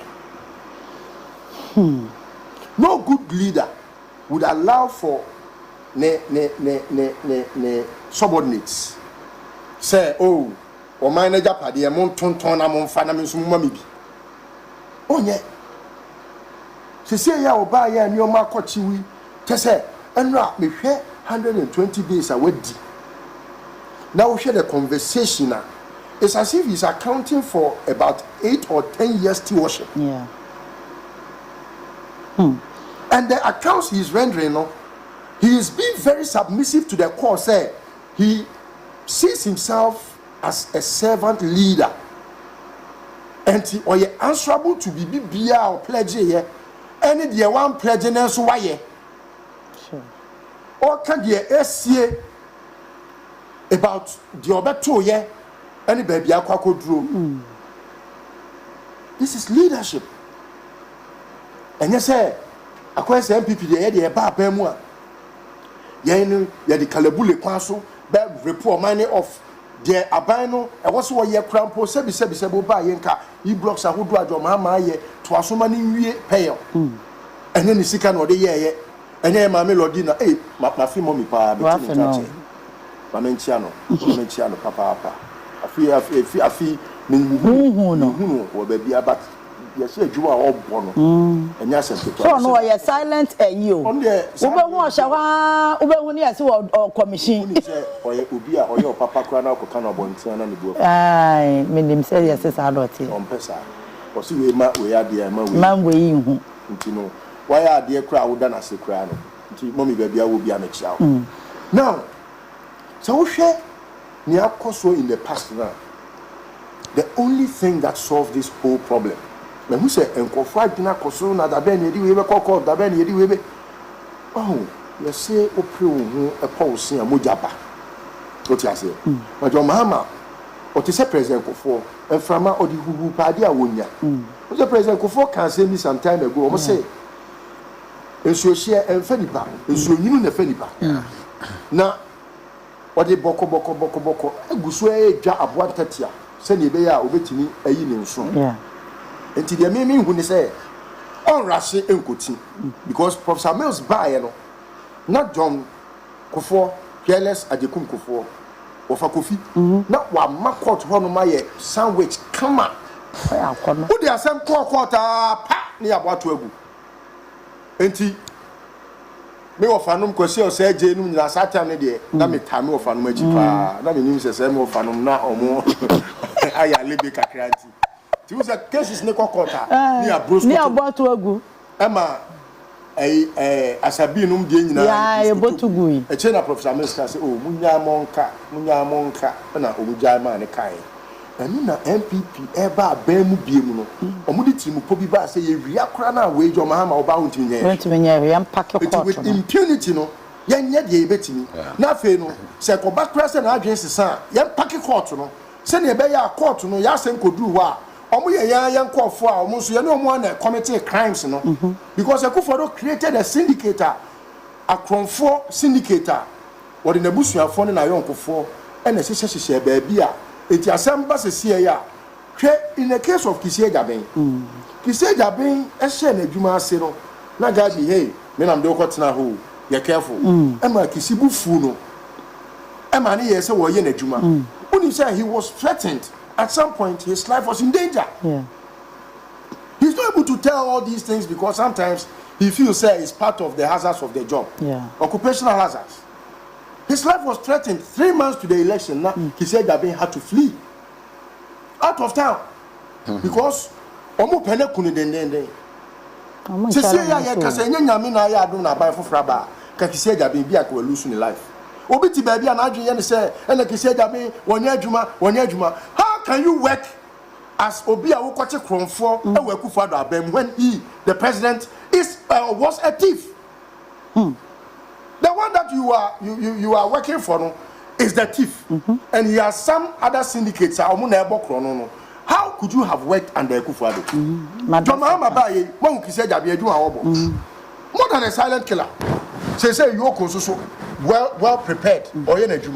enti amafo nya botre me say first na me pon call pentem seriously say gade chin ya nka do mama nya o mukura mu street mu ne mo bo mo papa o ma no e wi ani apam mo akobu nsa wen because from for there uti na bo ne yabo no na so do mama hu say e wi ase e di nyansa e ne bibia all right ani nimdie aka 1 minute manu sie no mo ma yin nyina nya botre me dia futuo ne beba say yen nyina mo me nya botre do mama enya dia na botre no ye bia duru ba bia hwa ye nya bia mu oh yes but say no enya duru ba bia wo say ye nya botre mo me nya botre do mama me te say so ba bibia e friend national tribunal okay e ho no ye du ko gina ho a na atu nu na me because sebi oral over 2,000 petitions akọ oral nim a wabo ekirama eye attorney general the able and most learned abi before ya no mu dwa o manu no mo kasa no mo ye yi mu obi a oye doctor te say doctor Yenia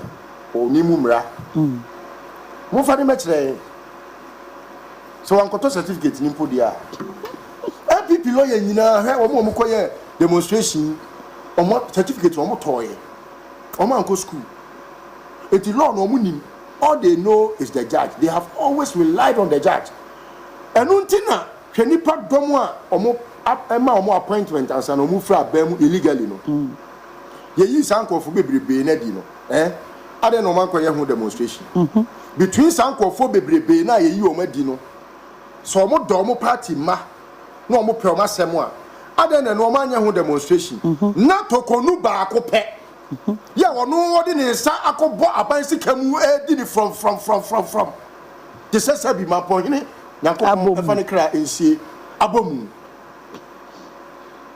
aneti no yesa all right eti no medi manu si na ma ahobrasie mu na no club ye di na woda na sene club ya di awoda ne fefe no na na nyankwada na ko entuni nkwanem na sebi yenya ne somfa so se de o man nya ne da okay matise yese won si me kotina fidie so ma ohene afisia pa nti me ka asisu bia wa fidie edu kuma ase du menhia me bra na ahemfo mienu bi frefre me se my late me ka no o message kura wa ha nti me gina afidike sie so na ahema ma so nan e de enkrato akọ krobia hemfie na mama no na nyankwada na Yakupon emma ne nkwatenten se ne be ya yebenya ne so mfaso bebre odin fie wo ha na me anya de wo so o ma ne di oha ne akire se ne be ya yebenya ne so mfaso fie bebre wo nanimu a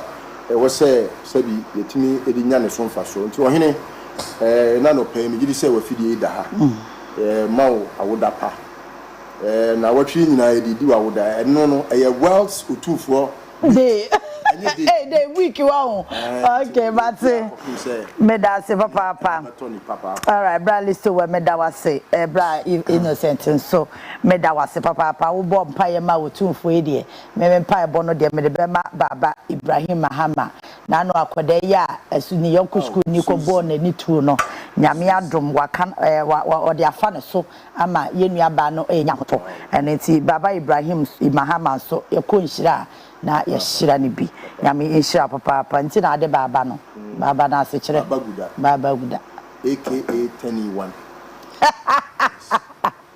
na no obi be video bi o se mo sare amudidi ntafo atem enso Ghana ha obi aho kire na tani ya nim na mowe ya mama ye fo obuo ni ani di ma ye ho kakra oba se wo hwe mu pa mimi se mi etani na say because asante ni bi enu height we me ko fafiri Mama John that note ya na munya se ya be adu ochina thank God it's Friday ye be share o height and we di free no senka we no ka kane na ko bia short the pushes nyame aye ya don na se say height ya bebu a na wo hwekofo a wo hwekofo ya munyi ya free wo hwekofo dia na che say ye nyina ya ye ntaf za ho kane no ne ye kosre se bi mema kentina wa free stream no money asante form enti media in fact me hu 10 year no mani age papa that's it pa cha chira yebisia enye 10 year kamenwa esewa kamenwa esewa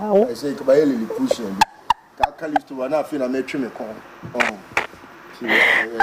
All right, thank you very much. Let's talk about Tenny, so Mammy Fa Akonya was Asumdue, a dear who here Boko. Ah, Boko for talking. Crop Yasum, dear, by the best, say, you are Majobreo.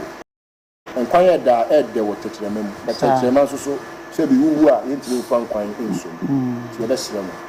Mama Jobre, Emra. What business be over, you say, yeah, some more. News at 10, any day 12 so. Yeah, cow.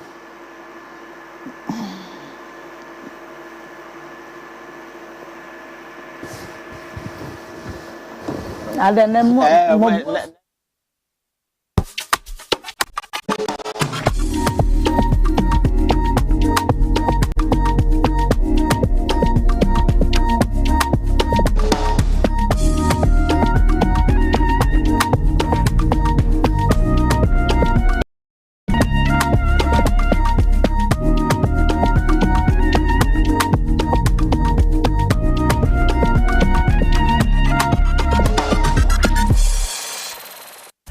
Frigia, Jody Besham be a papa home Nelso and chew in Namkania.